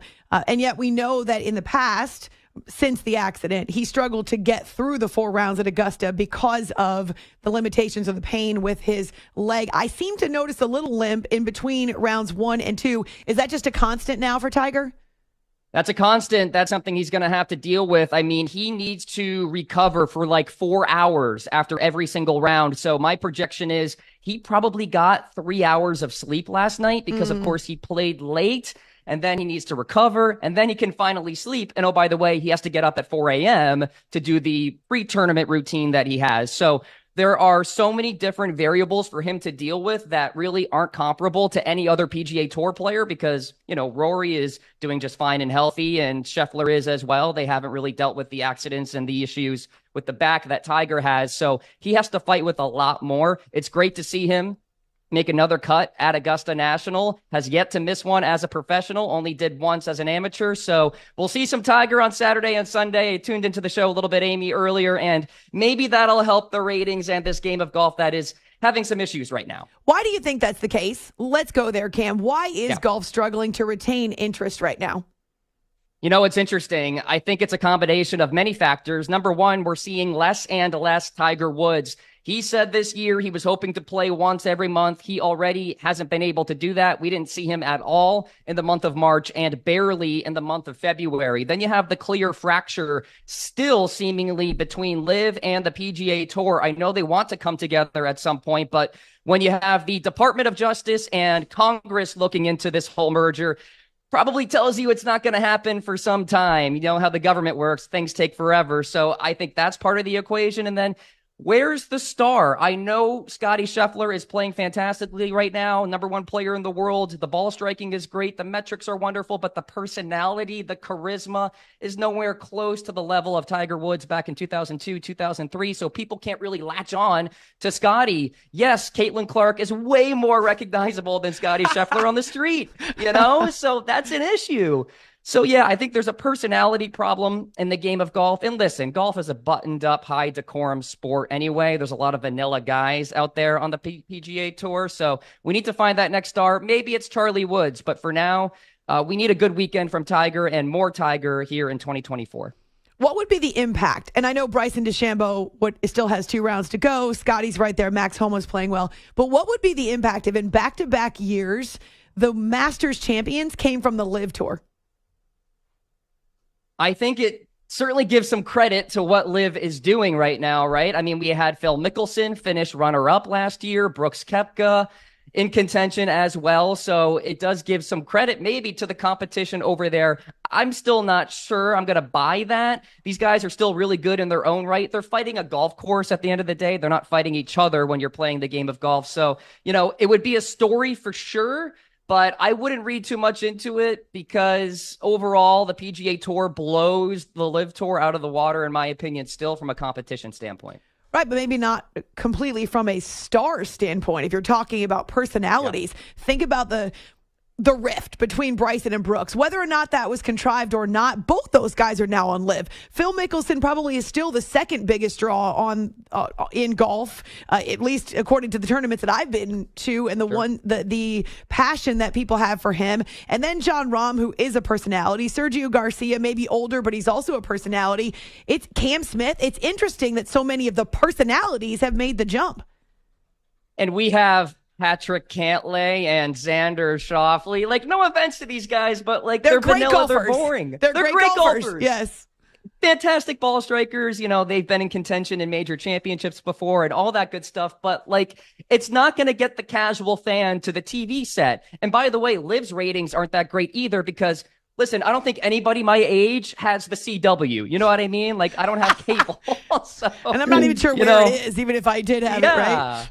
There's a lot to fix with golf right now for sure, though. Cam Rogers of the Believe Network is headed to Augusta National this weekend. I have to tell you this funny story. I was speaking at a conference in Augusta, Georgia in January, and I asked my host, would you mind just driving by the property? I knew that they had almost the tarps around the fences, so you can't really see in anyway. But get this, Cam, the gate to Magnolia Lane was open. We drove by 3 times really slowly, and I was able to look down Magnolia Lane, and I'm not kidding. I got chills.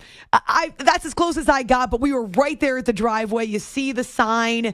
It was pretty incredible. And then because of, it was January, so the trees are not as full, able to see through some of the fences to see a couple of the holes. It was pretty incredible just to be in the presence of Augusta National. So what are you excited about as you head there this weekend?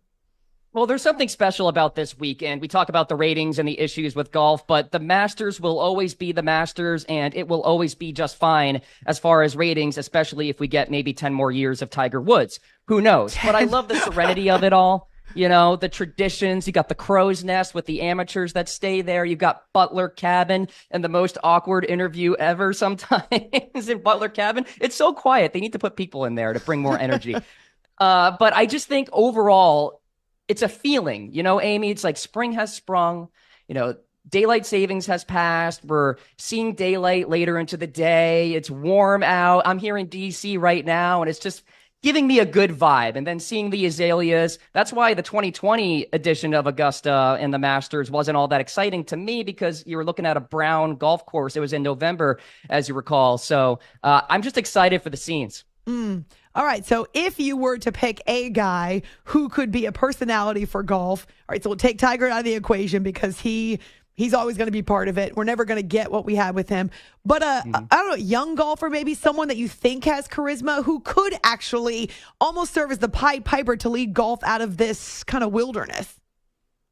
I look at Will Zalatoris as somebody who's really interesting to me. He's somebody that already has multiple top 10s in major championships. He brings a lot of fire. He has a very unique look to him. He has that typical golfer wiry build, if you will. He can tattoo the golf ball as well. So I think there could be something there, Amy, but I'm going to tell you right now, it's slim pickings. I think Charlie is our savior, and I hope he can get to the PGA Tour sooner rather than later.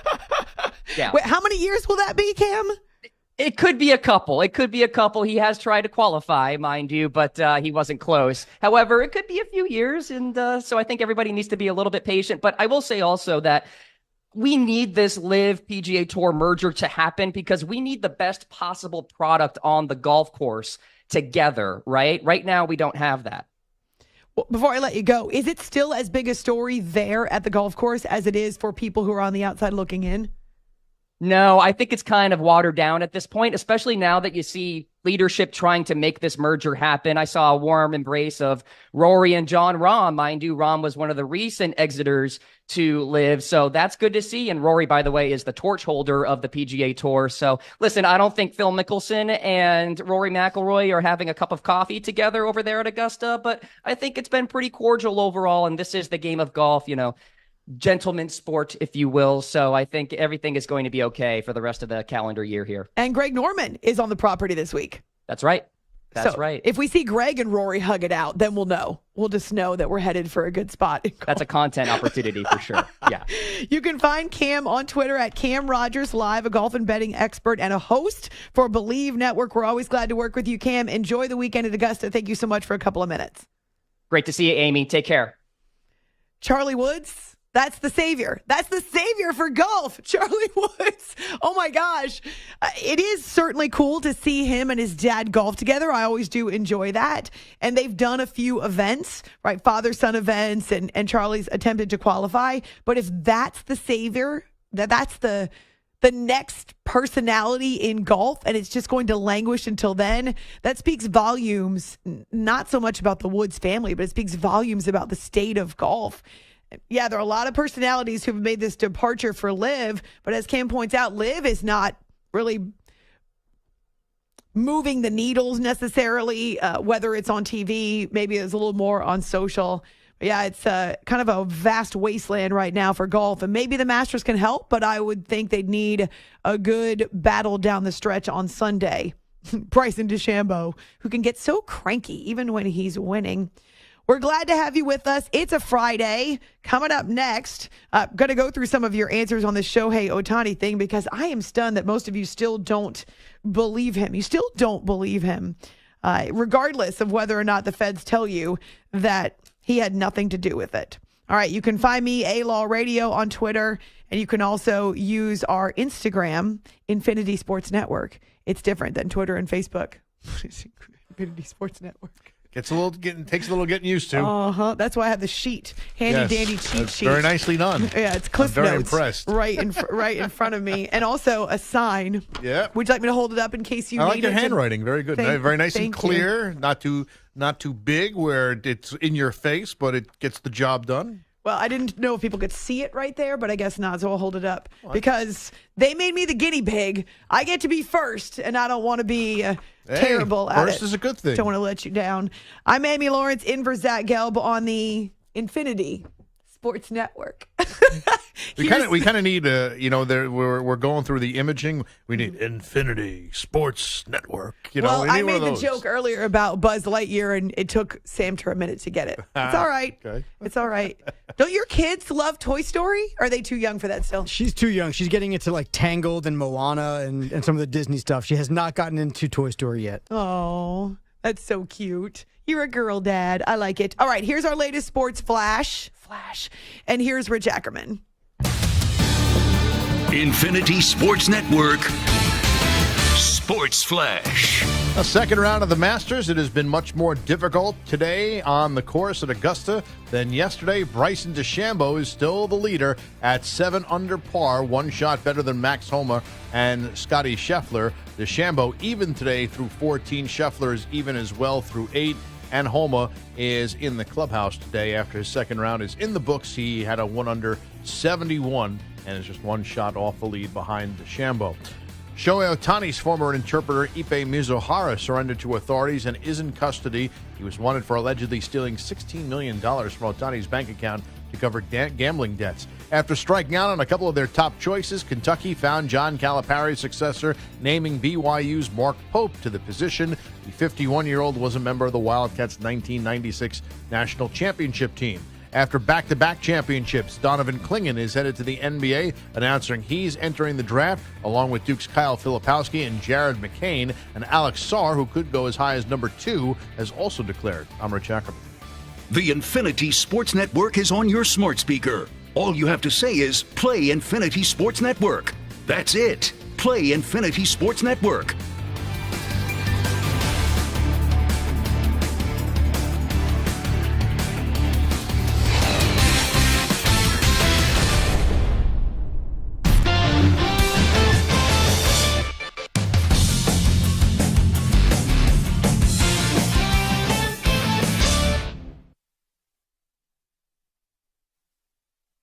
You're in a 5-minute break.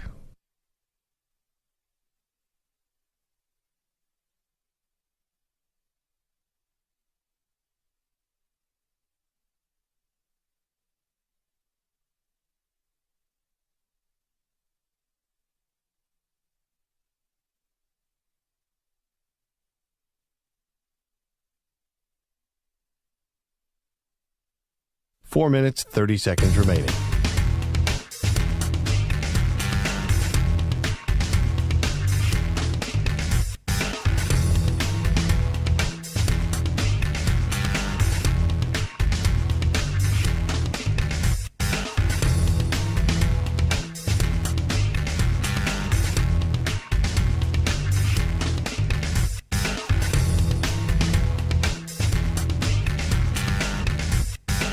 Four minutes remaining.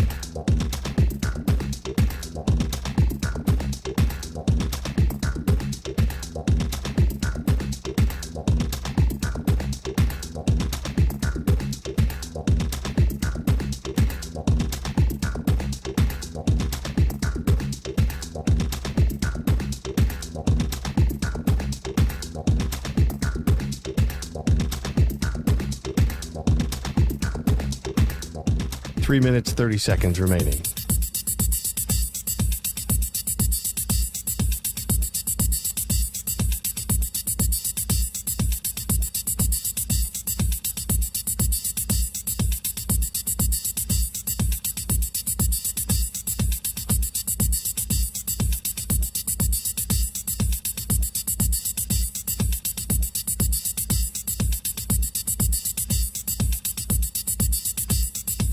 Three minutes remaining.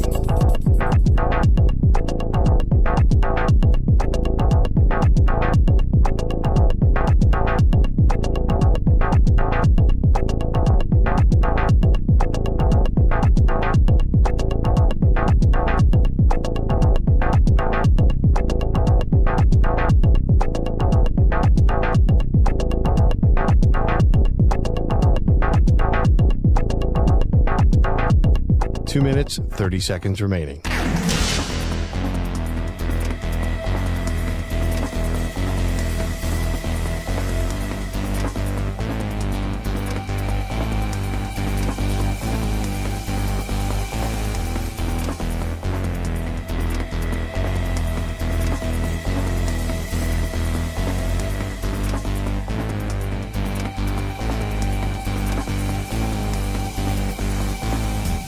Two minutes remaining.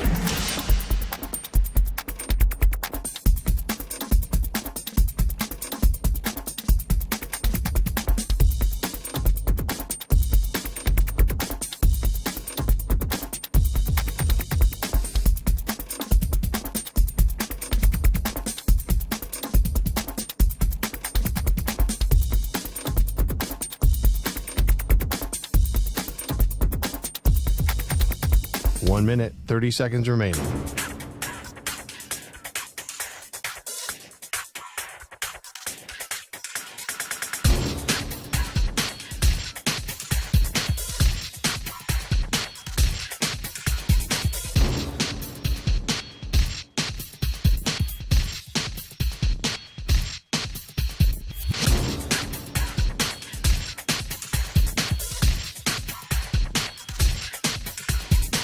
1 minute remaining.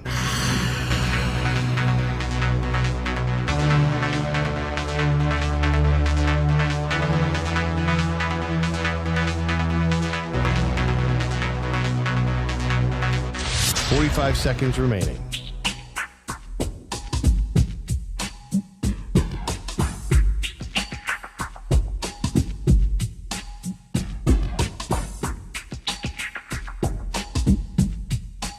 Seconds remaining.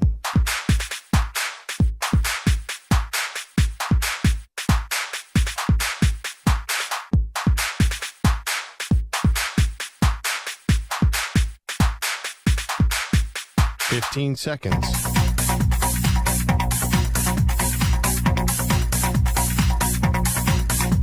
Break ends in 5 seconds.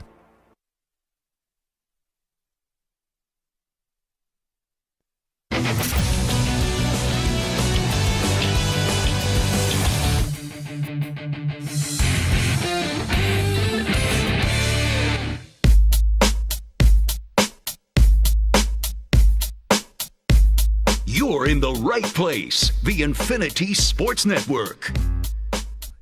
You are. You're fine. Nothing's happened. Nothing's changed. I know every time that I'm not on my show where I'm supposed to be or where people think I'm supposed to be, the first question is, did you get fired? Now the question's about the name change. I can only imagine the types of things people will come up with. So we're working it out. We're working out the kinks. They call it a soft launch in the marketing biz. That's not really my biz. I just do what they tell me. And I do appreciate that they asked me to be the guinea pig. You go try it first and see how it goes. Fine. I don't mind making a fool out of myself. I'm Amy Lawrence in for Zach Gelb here on the Infinity Sports Network. And you all are finding me on Twitter, A-Law Radio. We're rebranding all of our social media. I would say that the best thing to do until you figure it out is to Google it. Like, for instance, if you go on YouTube and you put in at Infinity Sports Net, our page will pop up even as we transition from our old brand to the new. Our phone number is 855-212-4227. So that remains the same. Kind of blown away by the number of you who flat out don't believe in Shohei Ohtani. I'll actually tell you coming up, my issue is not with him. My issue is with the people around him, and I will explain why. It's Friday now, right? It's the week of the eclipse, and it still blows me away the number of people who turn this into a life event, right? Who decided to hit the road.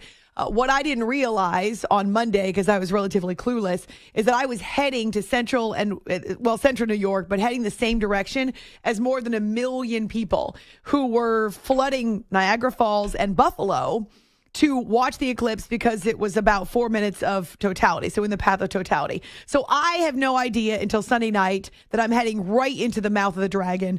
I freak out. I realize I'm going to have to leave earlier to get up there to Syracuse to teach my class. And so I sleep about 90 minutes. I did hit massive traffic as I was getting closer to the Syracuse University campus. And I get up there and it's clouds. Now, high clouds, but clouds nonetheless. And at the time that I was first on campus, you really couldn't see the eclipse very well. You could see where the light was, but you couldn't see much that was happening behind the clouds. And I had been listening to the forecast, and what I'd heard was Syracuse is kind of the dividing line. East of Syracuse in central and upstate New York is going to be more sun. But west of Syracuse, so Rochester, Buffalo, and Niagara Falls, where 1 million plus people had flocked to see the eclipse, to witness the eclipse, 1 million plus people didn't have a chance to see it because of the clouds. Now, we got some perfectly timed breaks in the clouds at Syracuse on Monday afternoon, so it was awesome, except I'm pretty sure that's why my students yawned the entire class. It was a lot of excitement. Whether you're fourth graders or you're college students, they were trying, they were participating, but man, were they stifling a ton of yawns. So I'm hoping that it was all the excitement over the eclipse that's caught up with them. And here's the funny thing. I swear to you, this is not planned. I was oblivious when we booked it. My new husband and I are going to Niagara Falls this weekend because he's never been there. And it was my birthday recently. We wanted to do something fun. So we're doing a hike in the Catskills, and then we're heading to Buffalo and Niagara Falls. And I just kept thinking, could you imagine if we had just accidentally booked it the same weekend as the eclipse and ran right into that disaster? And it was that way, too. On Tuesday, when I was driving back out of central New York and heading back home into New Jersey, license plates of all over the place, streaming south and east out of central New York and western New York. So I'd ask people on my show, which is After Hours, generally airs overnight, about the best place to eat wings in Buffalo. Since I'll be there this weekend, I want my husband to get the authentic experience. And Mike Samter tells me that Kim is calling and wants to give me a recommendation. Kim, happy Friday. Happy Friday, Amy. Thanks for taking my call. I appreciate it. My daughter and her dad both went to college in Buffalo, so gotcha. Now, my daughter swears by Duff's, but I have to tell her, her mother knows best. Barbell in East Aurora is the best place for wings, and that town is so stinking cute. You'll have a blast. Barbell, around there. Like the kind of thing you lift? No, like Bar Bill, like the Buffalo Bills. Oh, Bar Bill. Yes, that makes and sense. It's adorable bar and the best wings I've ever had. They're phenomenal. Okay, I just wrote it down. Excellent. I think you'll love it. You mentioned hiking in the Hudson Valley. I actually grew up there, and the town where I think you're going in near Minnewaska is New Paltz, and one of your favorite guests is actually from there, and I don't think you knew this. Charles Davis? I did not know that he was from New Paltz. Interesting. Yep. So it was funny because you had him on earlier in the year. I'm like, oh, I love that she loves him, our little famous New Paltz person. So anyway, so I hope you have a great time in Buffalo. Hopefully it'll be sunny because it sure wasn't during the eclipse for us. Well, I was just going to ask you, where were you during the eclipse? I live in Canandaigua, which is near Rochester. Yes. And sadly, we did not get it. But the one phenomenon we did get, which I thought was beautiful, is the 360-degree sunrise sunset phenomenon. Yes. Which was and I went down by the lake to see it, and that was stunning. That was really beautiful. It was also amazed me, too, Kim. It didn't just get dark at Syracuse, and it really did. It got dark, but it got cold. Very dark. Yeah, and it got cold, too. And I was thinking, oh, man, this is how much we rely on the sun, right? If we didn't have that sun, how much different our temperatures would be on this planet. We could be the Hoth planet. That's a Star Wars reference, sorry. We could be an ice planet. We could be. And yeah, it's a scary thing. It makes you think a lot, okay, that's where the Ice Age came from. Yeah, Some right? big asteroid or cloud blocked out the sun. Absolutely. Interesting. Well, I appreciate the recommendation. I've written it down, and I will absolutely try it when we get there this weekend. I think you will love it. And by the way, thank you for making me no longer regret waking up before my alarm gets off, because now I just flip you on and listen to you at 4 a.m. Oh, I'm glad to hear that, Kim. Thank you for listening. We're happy to keep you company. Take care, Amy. Have a great weekend. Well, that's a good recommendation. I wrote it down. Bar Bill. I was thinking barbell, but it makes much more sense that it's a bar bill. Yeah, I've had a bunch of recommendations, but I need to get authentic wings. And I've been to Buffalo for work. And I used to work at my first couple jobs were in Western New York. So I've spent a bunch of time there, but have not been there to Niagara Falls since I was in my 20s. So this will be a lot of fun. A little bit of a touristy weekend. Just glad it wasn't last weekend. Our phone number is staying the same, 855-212-4227. And again, I'm blown away by the fact that 95% of you are telling me that you still do not believe Shohei Ohtani. My bigger issue is not so much whether Shohei Ohtani is believable, because honestly, if they had a smoking gun, they would have produced it by now. The federal investigation is nearly wrapped up. According to all the reports, they're moving to a swift conclusion. Ippei Mitsuhara, who is in custody now and is expected to have his arraignment date set at this afternoon's hearing in L.A., the reports are he's going to plead guilty. Now, you may think, oh, that's convenient. That's what a fall guy would do, blah, blah, blah. And I get all that. All I'm saying is you may have to be comfortable, or you may have to accept that we're not going to know the truth. Because if the federal investigation had produced a smoking gun connecting Ohtani to these bets, we would know it by now. So you may have to wait 25 years for the tell-all book. But at this point, we're not getting any more on Shohei Ohtani. My issue is, how the heck did his financial team and the people who are hired to manage not just his money, but his interests and to protect him, how the heck did they allow an interpreter to do all the speaking for him? My God, I have Google Translate on my phone. If you're a bank or a financial institution, you can hire a certified Japanese translator so that you can get confirmation. Not just that, but if I'm a financial institution or an accountant and the translator says to me, oh, this is what he wants you to do, these are his wishes, and there's not a red flag going off, I just don't think you're doing your job thoroughly. You're not working for Ippei Mitsuhara. You're working for Shohei Ohtani. If nothing else than to cover your own rear end. And so I'm kind of disappointed. Actually, I'm a lot disappointed. Of course, I'm stunned by Ippei if he really pulled this whole thing off all by himself. But I think everybody around Shohei should be fired. I mean, Ippei was the first to go, but his bank, he needs to get a different institution. His financial advisors, his accountants, anyone that was supposed to be serving his interests needs to be fired because they clearly didn't do enough and had the wool completely pulled over their eyes by one guy. There's supposed to be checks and balances. They were supposed to be the checks and balances. I'm Amy Lawrence on the Infinity Sports Network.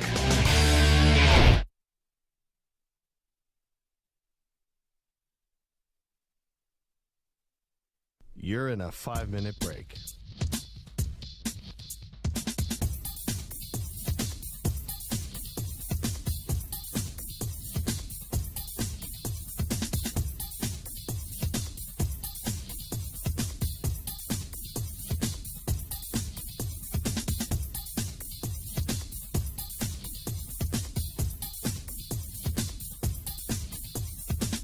Four minutes, 30 seconds remaining.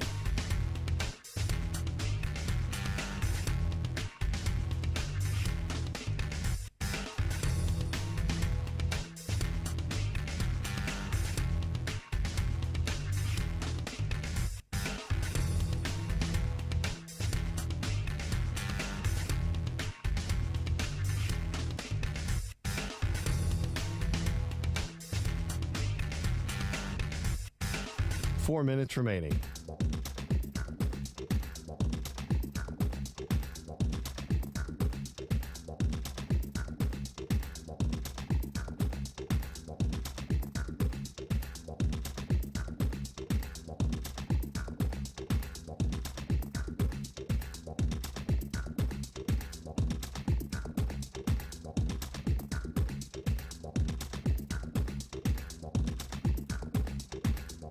Three minutes, 30 seconds remaining.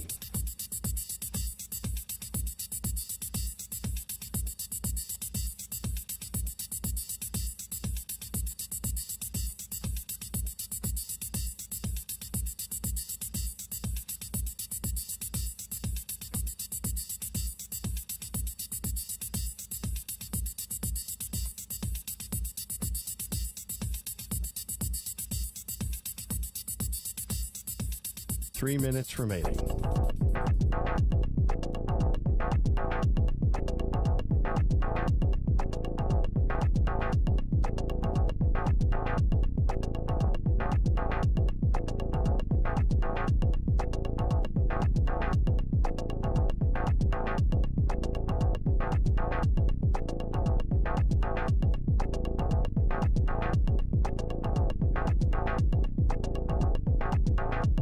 Two minutes, 30 seconds remaining.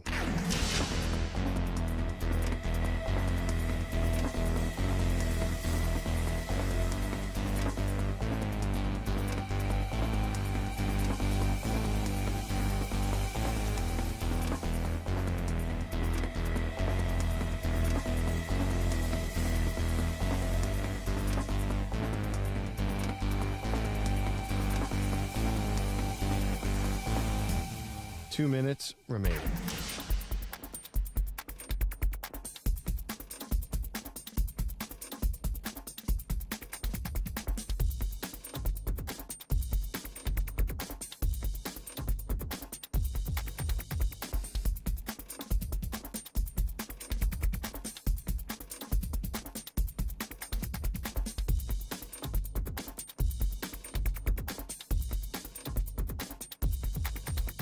One minute, 30 seconds remaining.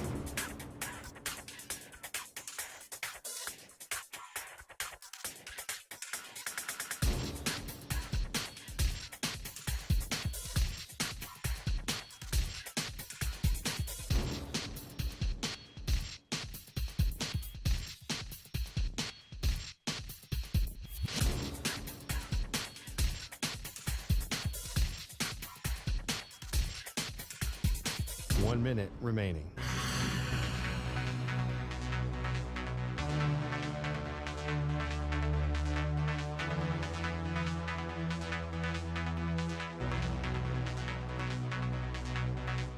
$45 seconds remaining.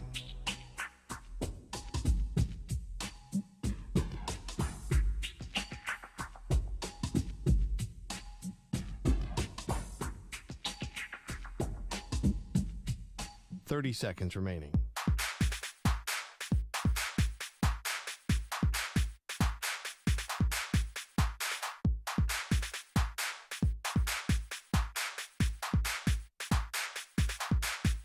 $15 seconds.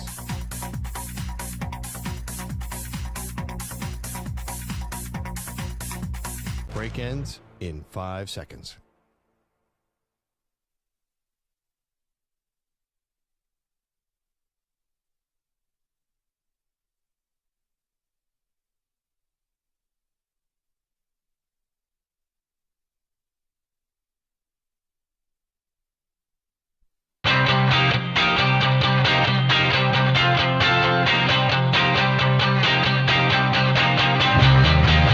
Listening to the Infinity Sports Network.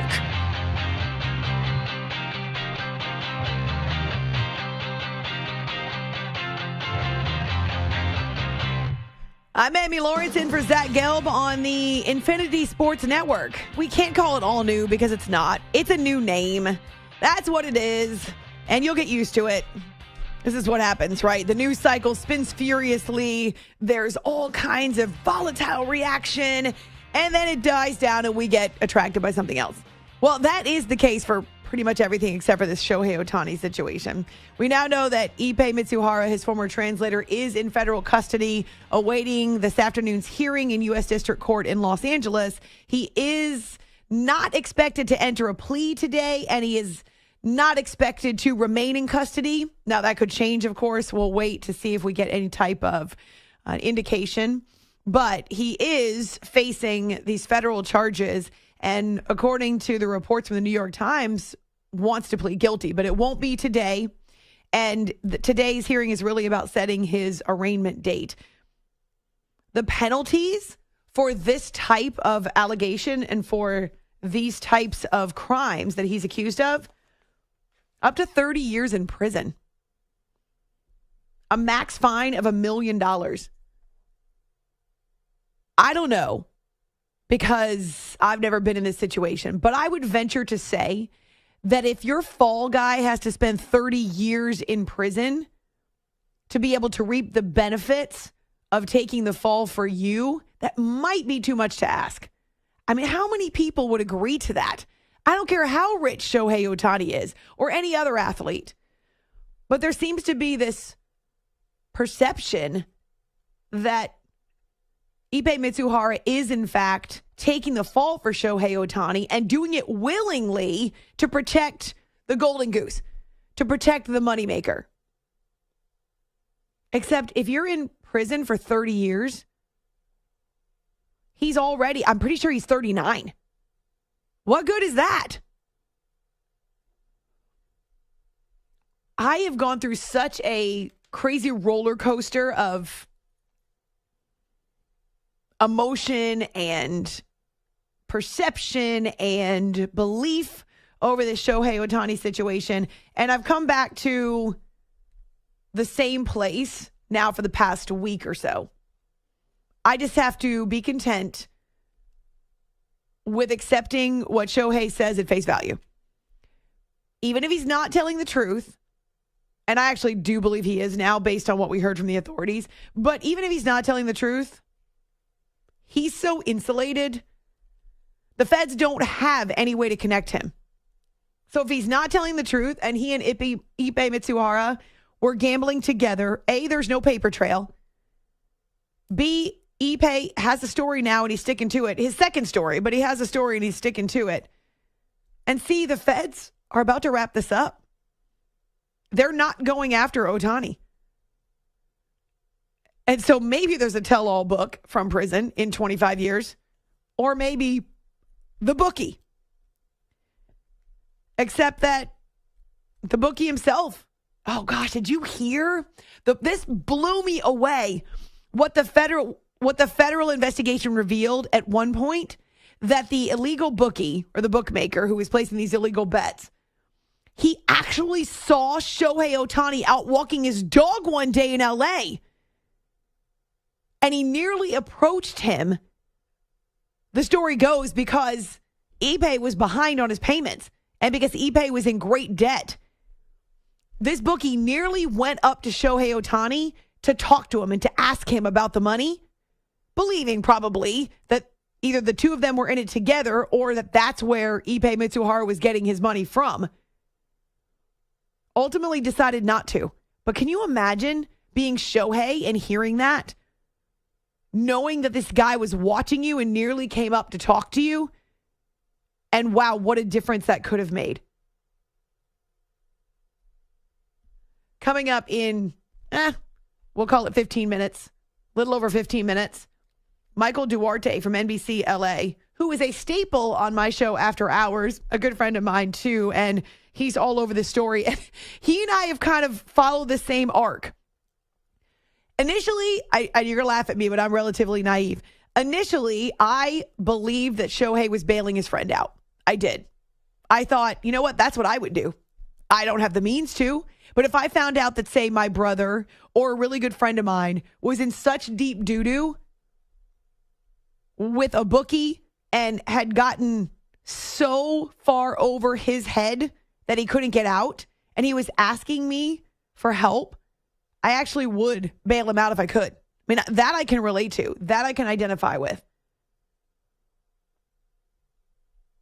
I want to believe when people tell me that they didn't know, that they had no idea, but I would agree with you that some of the initial claims from Shohei Ohtani seemed really unlikely. How do you not know that all of this money is being stolen from you and just routinely disappearing? How do you give another person access to your accounts and then not check it yourself? How do your financial advisors not have any idea what's happening? At this point, Ippei Mitsuhara and the feds have an answer for everything. One thing that I've heard from people is, oh, everybody involved in this case wants it to go away quickly. It's a cover-up. It's a conspiracy. But think about it from the feds' point of view. Why in the world would they cover up an investigation that potentially hooked them, their biggest fish ever? Right? To be able to say, we were the ones through all of our diligent work, through hours of exhaustion, of time and energy, manpower. We were tenacious like a dog with a bone. To be able to say we busted the ring and hook Shohei Ohtani would be the proverbial feather in the Fed's cap. So the Feds have no vested interest in protecting Shohei Ohtani. He's not even American. I mean, remember the names that came out earlier in this investigation. Yasiel Puig was one of them. So they are not trying to protect him. Now, baseball may have a vested interest. Baseball doesn't want their golden goose, their most high-profile, attractive commodity, to get caught up in a gambling scandal. They don't want to see a smoking gun that connects Shohei Ohtani. But I don't think the feds have any interest in protecting him. Why would they? It would look great for them if they were able to bust this ring that was responsible for hundreds of millions of dollars in bets for one dude. I'm Amy Lawrence in for Zach here on the Infinity Sports Network.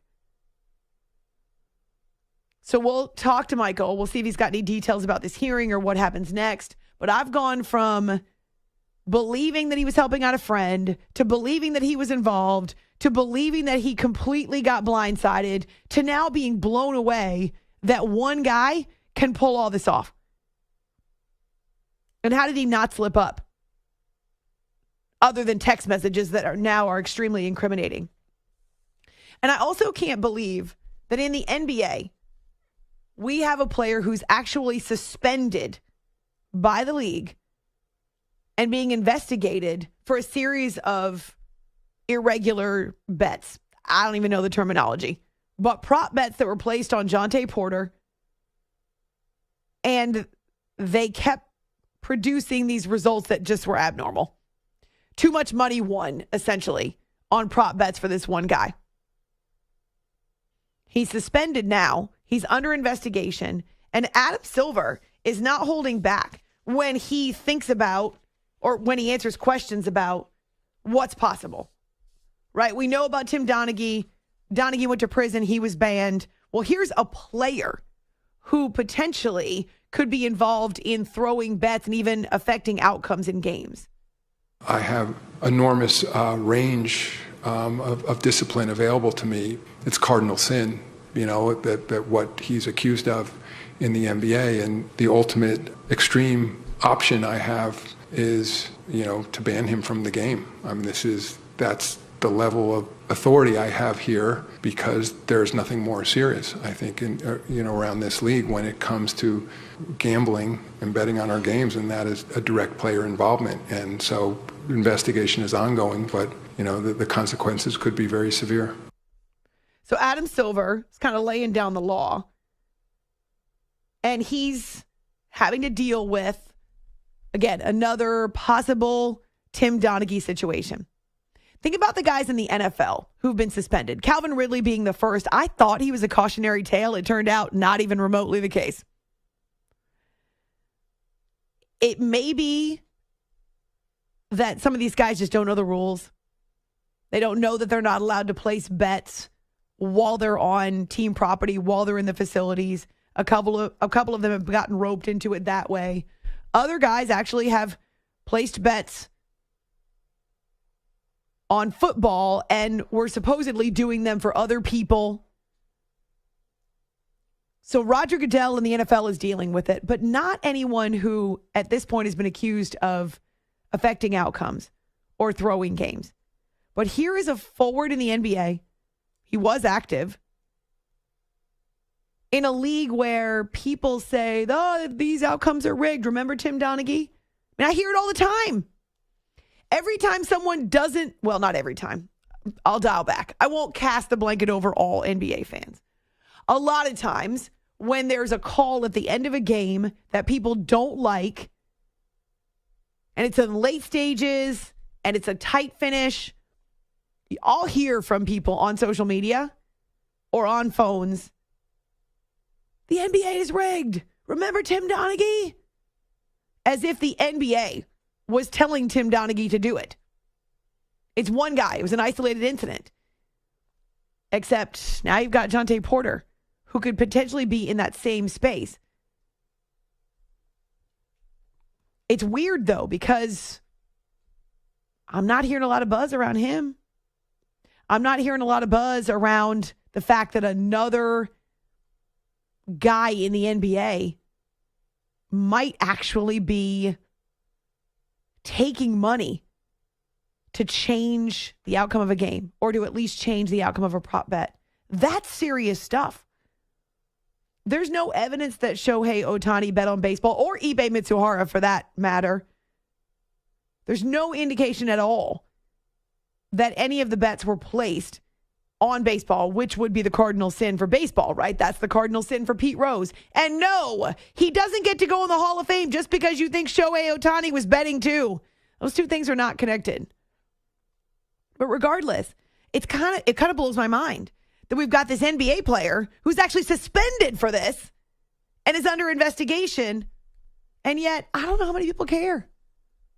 It's weird. And I honestly think, too, that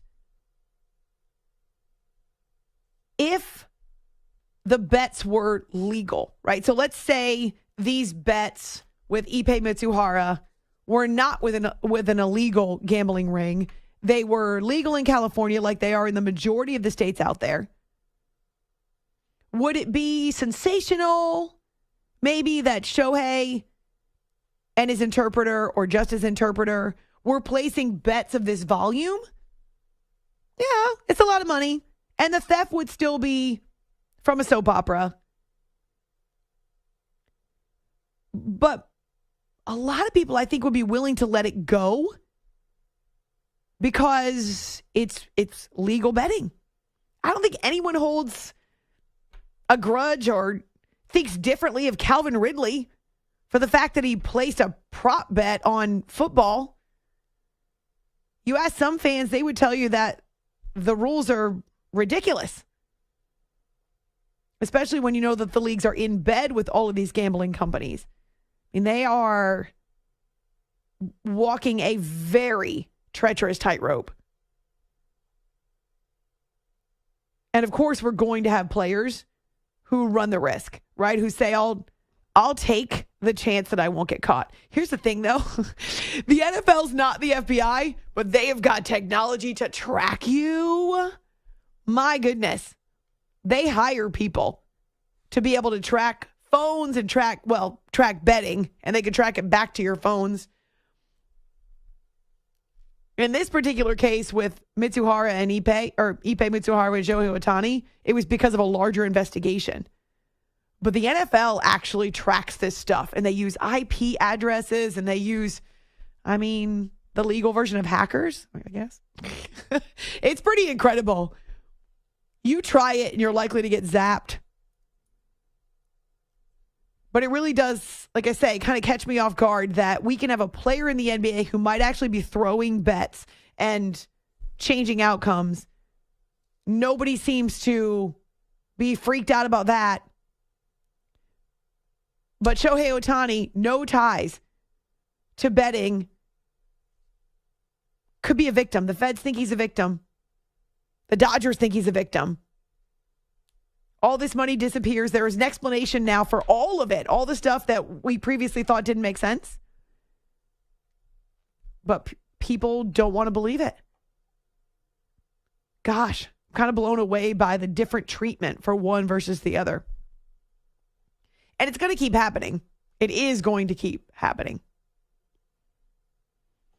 On Twitter, A-Law Radio, just asking you if you believe Shohei Ohtani now. And the vast majority of you, no, ma'am,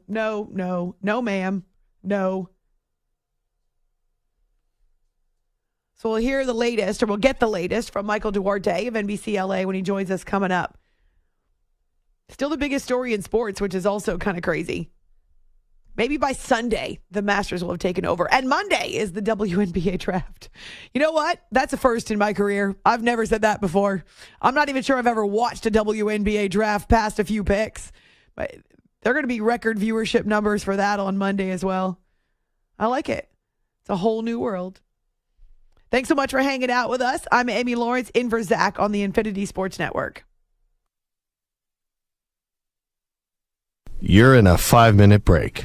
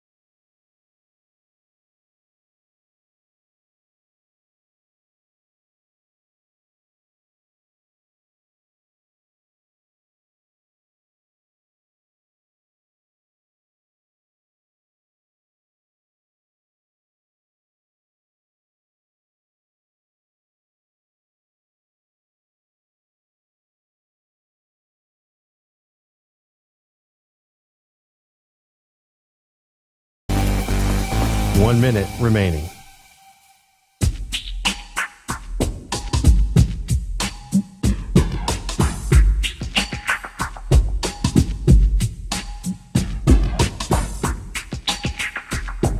"45 seconds remaining.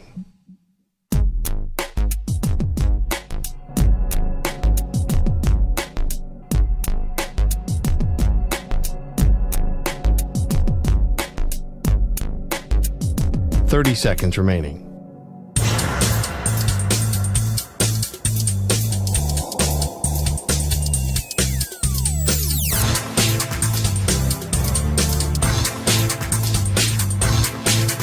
"15 seconds.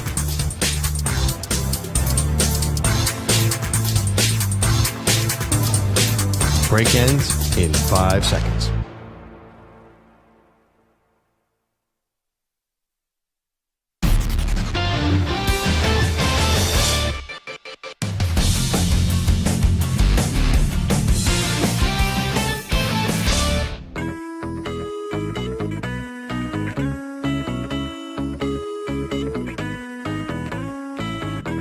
You're listening to the Infinity Sports Network. Right. Uh-huh. I'm Amy Lawrence in for Zach Gelb. I'm getting used to it, too. We all are. It's easy enough. Infinity Sports Network. Everything else stays the same, including the great content, my humor, of course. The fact that we're on Zoom in parts of the day, which means I get to see my friend. Hi, Michael Duarte, NBC LA. So before we talk about anything serious, do you think you and I are the last two people on the planet with wired headphones? Because I don't like the wireless, so I still wear wired. I am the same as you. Yes, we're birds of a different flock, I guess. But I read an article recently that people are going back to wired for some reason because they always lose the AirPods, the wireless. Yes. And so I don't lose mine. I still have wireless when I'm at the gym and I don't want the wires. But like when you want to be steady and sure, I always go wired. Well, mine gets stuck in my hair and then I can't figure out where they are. So yes, that's why I go with the wire. I can see that. You got great hair. So. Oh, thank you. Well, it's good to be able to see you. Michael Duarte of NBC LA has been all over the Shohei Ohtani story. And just for a little background, he's been on my show. And we've kind of gone over this same arc of like roller coaster. Do we believe? Do we not believe? How could this be possible? Well, now I don't know what to believe. So what's the latest, Michael? Yeah, Amy. First, before we begin, I want to quote, as far as you being here with the new CBS Sports Network name, my favorite cinematic character, Buzz Lightyear from the Toy Story franchise, to infinity and beyond. Woo-hoo! And may this be a cool, new, different chapter for you and everybody over at CBS Sports. But yeah, this Shohei Ohtani, former interpreter Ippei Mizuhara scandal is more tangled than my grandmother's ball of yarn. And we have finally, though, to your point, when we last talked on your show, gotten more information. The federal investigation seems to have reached its apex, its climax. I read the entire 37-page affidavit saying why they should charge and arrest Ippei Mizuhara for money laundering and bank fraud. I've read the whole thing. It makes sense. And I'm here to break it down with you and tell you, because of our private conversations, you might be right that this might be a case, and I still have some doubts, obviously, but this might be a case of a very bad person, bad actor in the case of Ippei Mizuhara and what he was getting involved in and how deep he got and how tangled it became and how the deception, the crimes just got worse and worse and worse. And Shohei Ohtani the whole time trusted this man, not only as his interpreter, as his best friend, as his business manager, as his assistant, and he got betrayed to the highest degree. And what I can say to all of your listeners right now, here in the afternoon, which feels different, is that the federal investigation, at least coming from the IRS, coming from the FBI, coming from everyone, is totally exonerating Shohei Ohtani at this point, that he had no knowledge of this, that he was the victim of this crime, and that he did not bet on any sports that they have any evidence of, especially baseball. And I think in the eyes of Major League Baseball, even though their investigation is not quite done yet, that's all they want to know. And that's the most important thing for fans and everyone listening. So why do you think then there are people who still do not want to accept it at face value? Because I'm ready to say, I initially thought he was bailing his friend out. Now, having read, having seen, having, be more informed, I just think he had to be in the dark. There's no way. To $16 million, that's incredible. I think his team should be fired. The people around him should be fired because they didn't protect him. But why do you think people still have such a hard time believing it? Yeah, that's a great question. I think the best way I can answer your question is because we only kind of know our own experiences in life, right? And that's kind of what we have to go off of. We are not a international Japanese two-way baseball superstar making $70 million in endorsements and other millions in baseball weekly salary and traveling from Japan back and forth on commercials, all the bright lights on us. And so we can't comprehend, like, let's look at this. I've seen this out there. Regardless if you're worth 100 million, 100,000, if 40,000 of your bank account and you have 100,000 goes missing or is gone, you're going to know. I'm going to know. If I'm worth 100 million and 40 million or 16 million goes missing, I'm going to know. You're going to know. So we can't really comprehend how this had gone on for 3 years. And over that time, $16 million had been wired from Shohei Ohtani's account to this bookmaker here in Orange County. It just goes beyond the realm. And then also knowing how much time they spent together, how they were inseparable. As I covered the Angels when they were there. Like I said to you before, he was on him like a shadow at all times. But when you kind of break it down, you can see how he was able to get away with it because of that. But it also leads to those questions like, how did you not know this person was placing on average 25 bets a day on non-baseball? And like I told you, I know they've bonded over soccer and international soccer and watching the World Cup and watching Team Japan. I know they play video games together, and it's not just baseball video games. It's all sorts of other sports video games, including FIFA. So it just surprises me the way that we interact with our friends and our closest confidants, and we're able to share, oh, I took the money line on this, or I like the point spread on this, or it's just normal conversation. And being and working in sports like you and I do, especially in NBC in our broadcast room, that's all anyone really talks about is, especially when the NFL season is around, who do we like this week? Do we like San Francisco -5 against the Rams? Like, it's just things that just normal decorum for us. And so it's hard for us to scrape our head and wrap our head around that Shohei didn't know anything about this. But according to this investigation, combing over 9,500 text messages between Ippei and him, all in Japanese. No talk about bookies, no talk about bets, no talk about this bank account that was used, none of it. So the evidence and the facts at hand now are really leading to what Shohei said in that press conference right after that I went on your show. And so that's really so far panning out to be true. You cover the Dodgers for NBC LA, and now he's obviously a Dodger. And I know he's very private, but the routine has changed. It's now someone different who's translating for him. He's got different teammates, maybe the same city, but it's a lot of change all at once. He just got married. How has he been in the last couple of weeks? I wish he was on the Dodgers the last 6 years, obviously, because I could kind of tell you the biggest difference I've known. I mean, when it comes on the baseball field, he's a cool cucumber. He steps up. He's now he struggled a little bit to start the season. He's now hitting home runs again. He's hitting doubles. He's hitting for average. So his performance on the field does not seem to be affected by this. I'm just curious, and we don't know because he's such a private, secret person.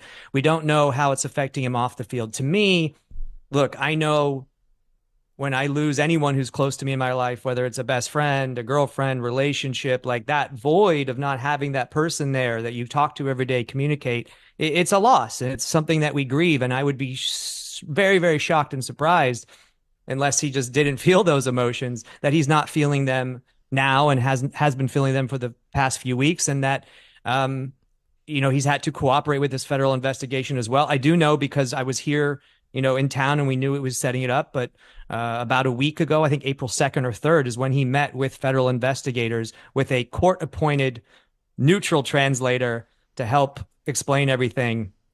And so he did. He also turned over his phone. Remember the whole Tom Brady Deflategate? He wouldn't turn over his phone. Shohei Ohtani had no problem. The most secret man in sports, the most private person, turned over his phone so that they could comb it and find these text messages and exonerate him. Now, one thing I'll say to this, though, Amy, is What we can learn, if this is indeed the full truth that we're learning here through the investigation, what we can learn, though, and at least say that Shohei Ohtani is guilty of, is complete ignorance, naivety, trusting somebody maybe too much, maybe not having anyone follow his bank accounts, his financial records and statements. And so for someone who's so private, so secret, so calculated all the time, to not be diligent in these parts of your life is a big misstep and a mistake on his part, and something I hope he learns from in the long run. It's time to kind of grow up and mature and take responsibility for some of these off the field things too, rather than just your performance on the field. It's a tough lesson to learn, but he is in his 20s, and he wouldn't be the first athlete who got stolen from or who, was guilty of too much trust. Michael Duarte of NBC LA with us here on Infinity Sports Network. His teammates obviously have spoken highly of him. They want to win. The Dodgers have just that one World Series since 1988 during the COVID year. They put together this roster that costs over $1 billion for like 4 players, something along those lines. Mm-hmm. So we know that they're going to support him, but what about the fans? How have the fans been when they're home at Chavez Ravine? The fans have been supporting him, Amy, at least what I've seen. And we have something here in Los Angeles called Dodger Twitter. It's been around for decades. And it's a pretty funny discourse to be a part of and to observe as somebody on the inside, right? Because everyone thinks they're an expert. Everyone thinks they know what the players are thinking and doing, but yet we're the ones who interact with them and talk to them on a daily basis. And so we know a little bit more. The players obviously know the most themselves. So it's funny, and it is a house divided Dodgers Twitter. You have people who want to hold the team accountable, who want Roberts fired each and every year and Friedman fired, and then the other ones who just have complete blind trust in all of them. But for the most part, where there are some skeptics out there, for the most part, all the fans have been supporting Shohei Ohtani from the beginning. They believed he was innocent. They believed he was a victim in this case. And I think a lot of those people hearing this federal investigation coming out and the affidavit and now the charges and Ippei turning himself over and facing potentially a really large fine, which we know he can pay, or maybe he can't now because he doesn't have access to Ohtani's money. Oh, no. Or 30 years in prison. Some serious stakes here. And he turned himself over and is expected to plead guilty. So I think those Dodger fans who've been supporting him from day one are taking a little bit of a victory lap right now, patting themselves on the back. But either way, there was so much negligence in all parties involved. I'm looking at Nez Balelo at CAA, his agent, who we talked about this. So there were financial advisors in place. There were tax accountants. There were agents. There were people monitoring, just not this account. And they just took Ippei Mizuhara's word that Ohtani wanted it private. Everything is fine. Just ignore it. Don't worry. They never went to Ohtani directly. They never hired separate interpreters to double check, fact check these things. A lot of people dropped the ball here and let Shohei down, and even himself, I think he would admit. Well, after initially believing that he was bailing his friend out, because that was what we heard from the first interview, and then all the other iterations, just the roller coaster of emotions, I actually believe him. But as I've told you before, it doesn't matter anyway because there's no smoking gun. So at this point, the investigation's about to be done, and we're just going to have to be okay with the fact that he is not involved in it. What about you? Do you believe him now? Yeah, and so this is kind of the question. You and I have spoke privately, and I shared things with you that I heard from people who knew the bookmaker. And so those things kind of turned out to be true. It wasn't 4.5. It was 16 million, and he was into him for 40 million. And I told you there was no evidence of baseball, and we now found out there was no evidence of baseball.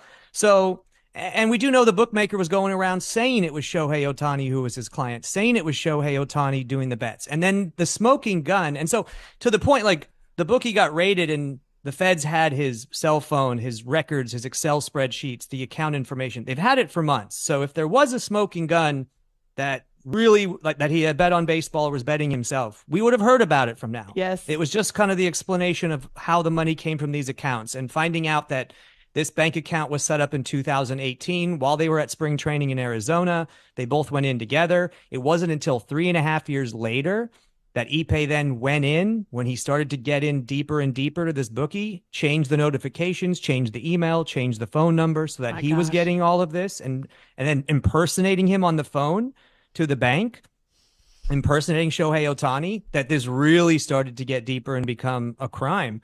And so now that I have that knowledge, because those were the questions we had and we didn't have answered. Now we have them answered. And so, yes, the version of events sounds a little better. It just seems like incredible negligence on the part of Shohei Ohtani to not, be a little bit more responsible for these things. The other thing that surprises me is, from what I'm told, this account that was set up was getting his salary with the Anaheim Angels, his paychecks every week direct deposited.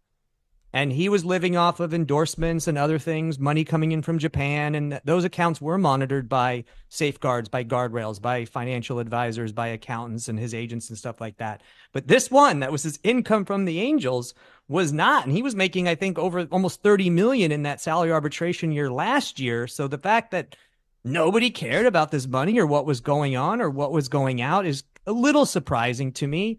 That kind of part is surprising and shocking.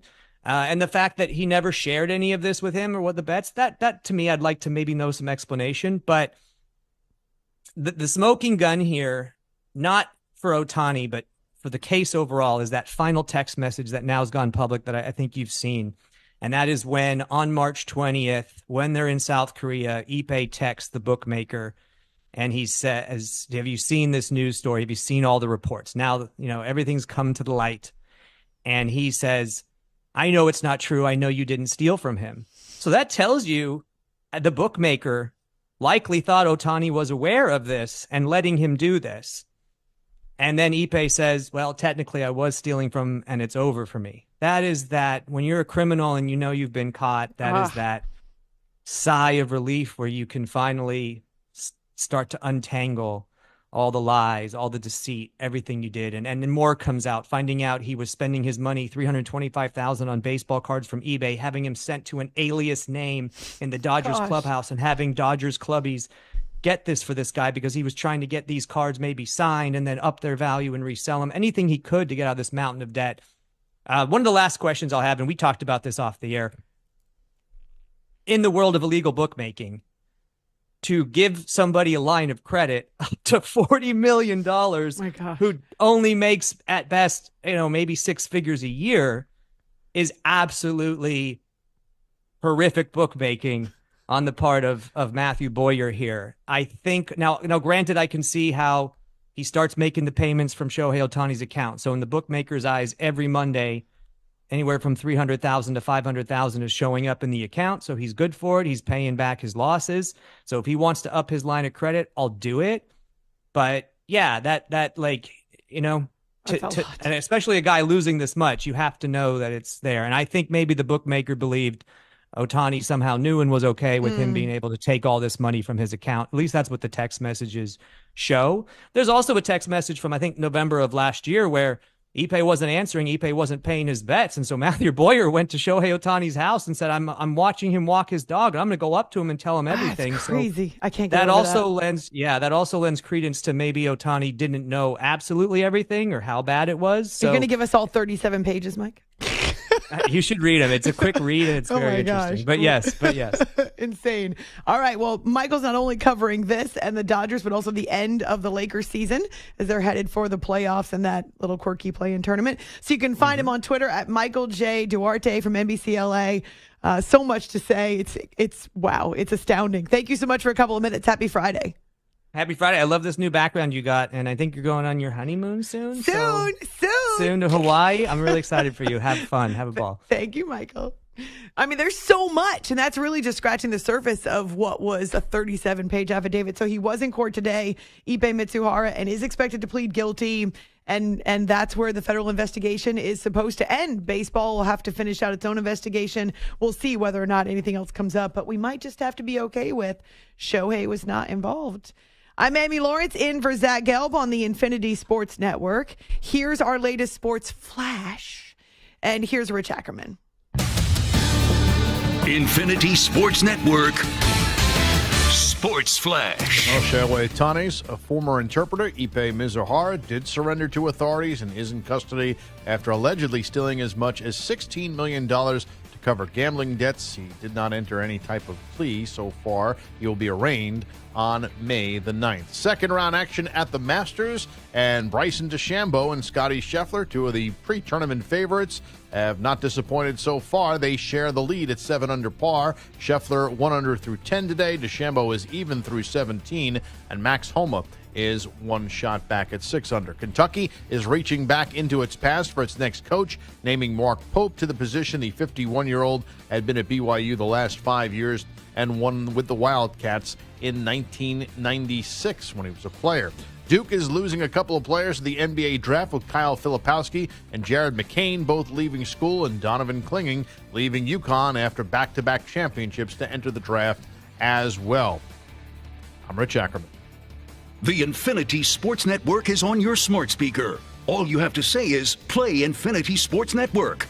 That's it. Play Infinity Sports Network.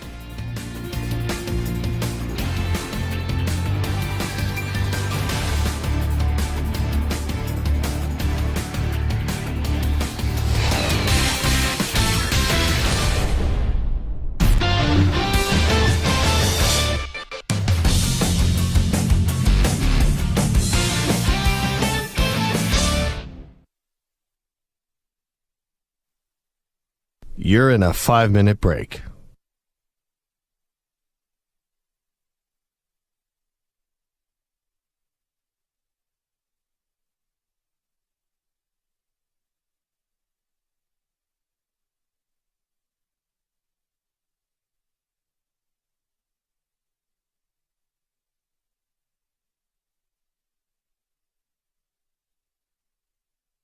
Four minutes, 30 seconds remaining.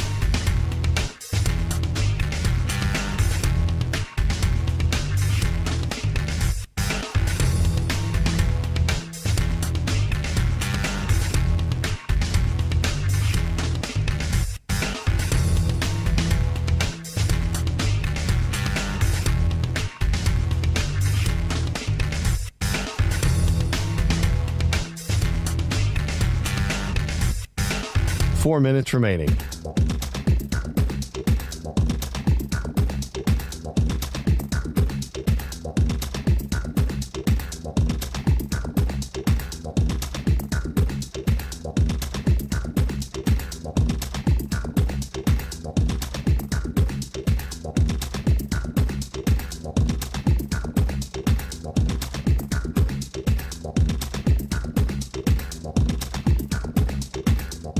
Three minutes, 30 seconds remaining.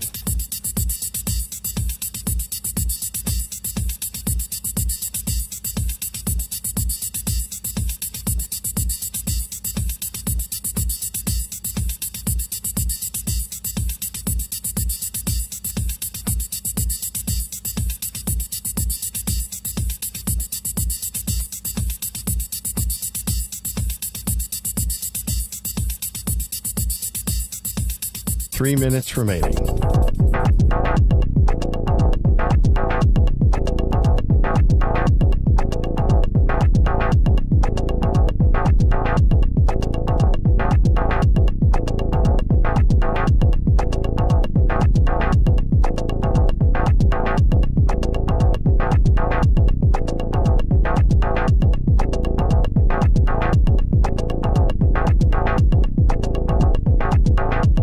Two minutes, 30 seconds remaining.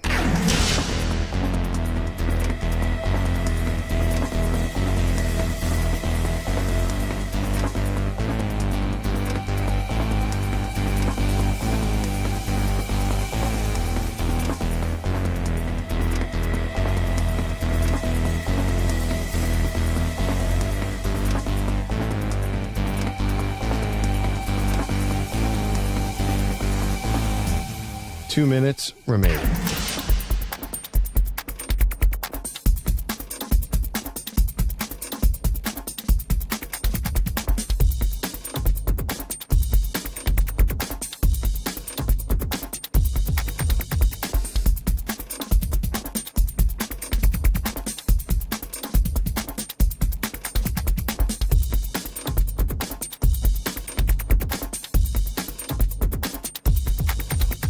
One minute, 30 seconds remaining.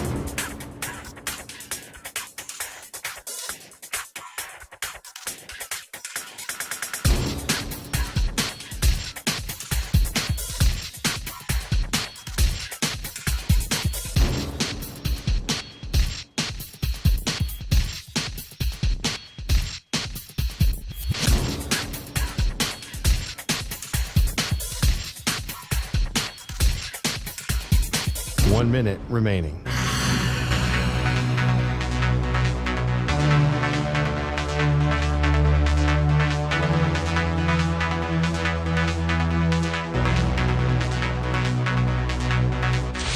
Five seconds remaining.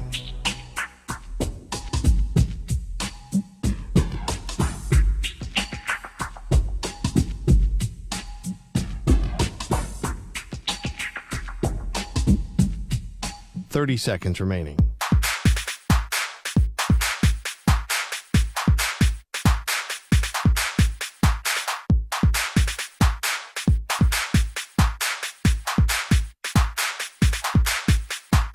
Seconds.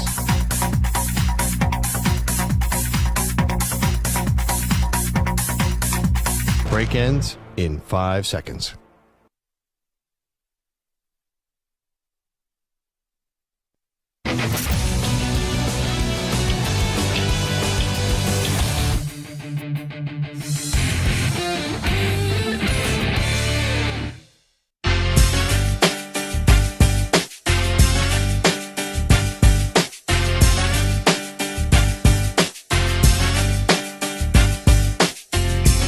Listening to the Infinity Sports Network.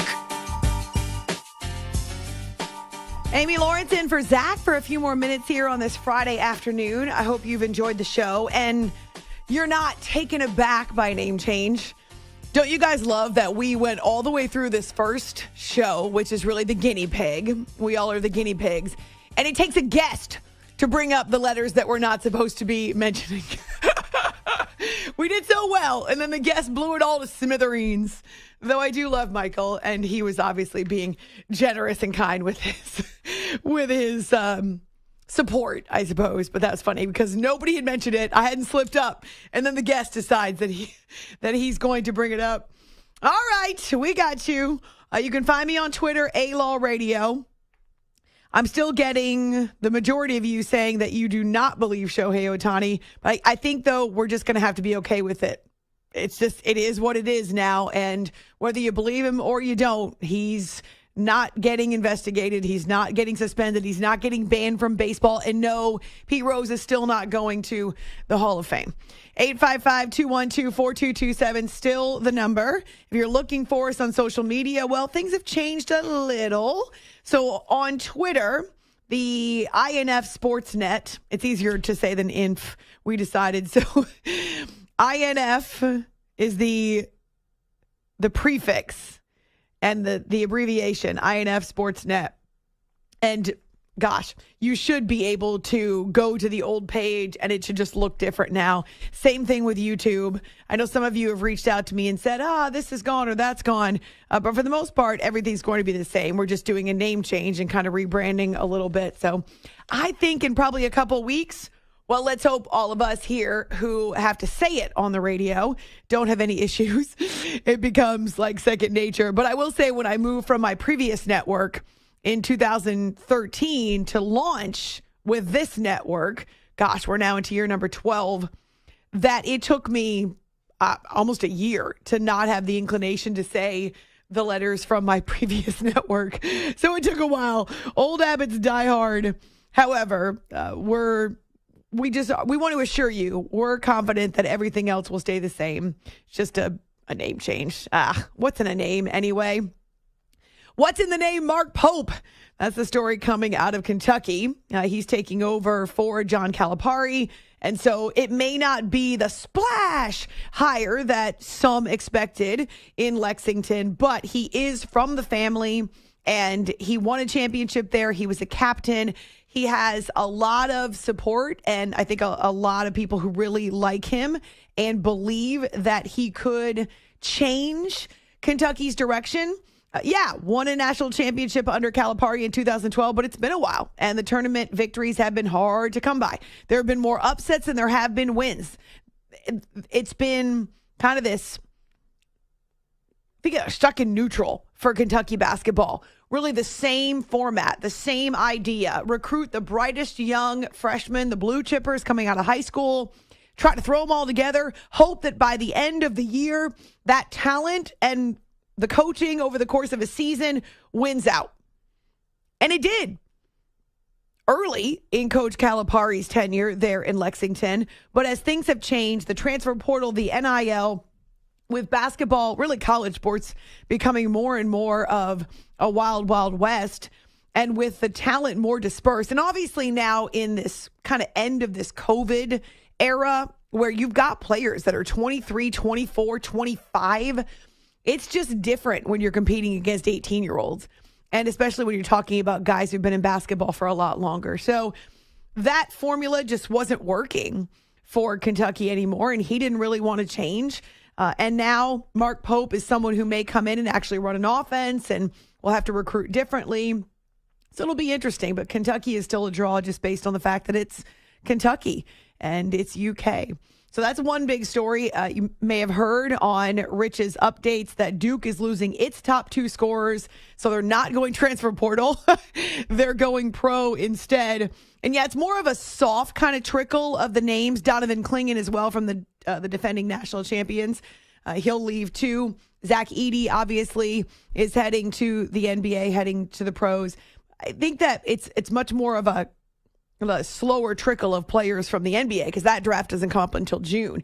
It's the WNBA draft that is right on the heels of the Final Four that is going to attract so much attention coming up on Monday. And we do know that Caitlin Clark and Angel Reese and Cameron Brink of Stanford and Camila Cardoso of the the champion South Carolina, that they were all invited to be in Brooklyn. You can imagine that the broadcast will try to play up on these stars and really wants to track their progress now into the WNBA. But already the interest around Caitlin and where she's headed, certainly producing ticket sales and the spike in tickets on the secondary market. It's time to answer our Ask the Pros question of the day, brought to you by O'Reilly Auto Parts. Diana in Phoenix wants to know how long I think it will take for Caitlin Clark to get acclimated to the WNBA. Now, you can always submit a question by tweeting at INF Sportsnet. Sorry, it's not funny. Well, it is kind of funny. Or Zach Gelb using the hashtag #AskThePros. And then think O'Reilly Auto Parts for all your car care needs. Get guaranteed low prices and excellent customer service from the professional parts people at O'Reilly Auto Parts. So from those professionals to Caitlin Clark as a professional, it's not the basketball that I don't think will translate. And again, I go back to the Steph Curry example where you've got a Steph who was skinny, but who could shoot the lights out, right? At Davidson, he put Davidson on the map with that sophomore, well, his sophomore year, that run to the Elite Eight, and then coming up later his junior year, he could shoot. Did he have to get stronger? Did he have to withstand the rigors of bigger physical guards defending him and what is a contact sport? Much more than in college. Well, yes. But with Caitlin, she can shoot, she can create separation, and she can pass. And that is a huge deal. She led the NCAA in assists this year because she does not try to force it. When she's not open or when she sees a teammate that has a better quality shot than she does, she gives the ball up and she can thread the needle. She's got great court vision. So, yeah, the longer season in the WNBA will be a lot. She's going to hit a wall because she hasn't had a break at all since really last year. And there's so many demands and requests on her time. But I do believe that her game will translate. Like Sabrina Ionescu said to us, if you can shoot, you can shoot. All right, have a great weekend. Thanks so much for hanging out with us. I'm Amy Lawrence, in for Zach Gelb on the Infinity Sports Network.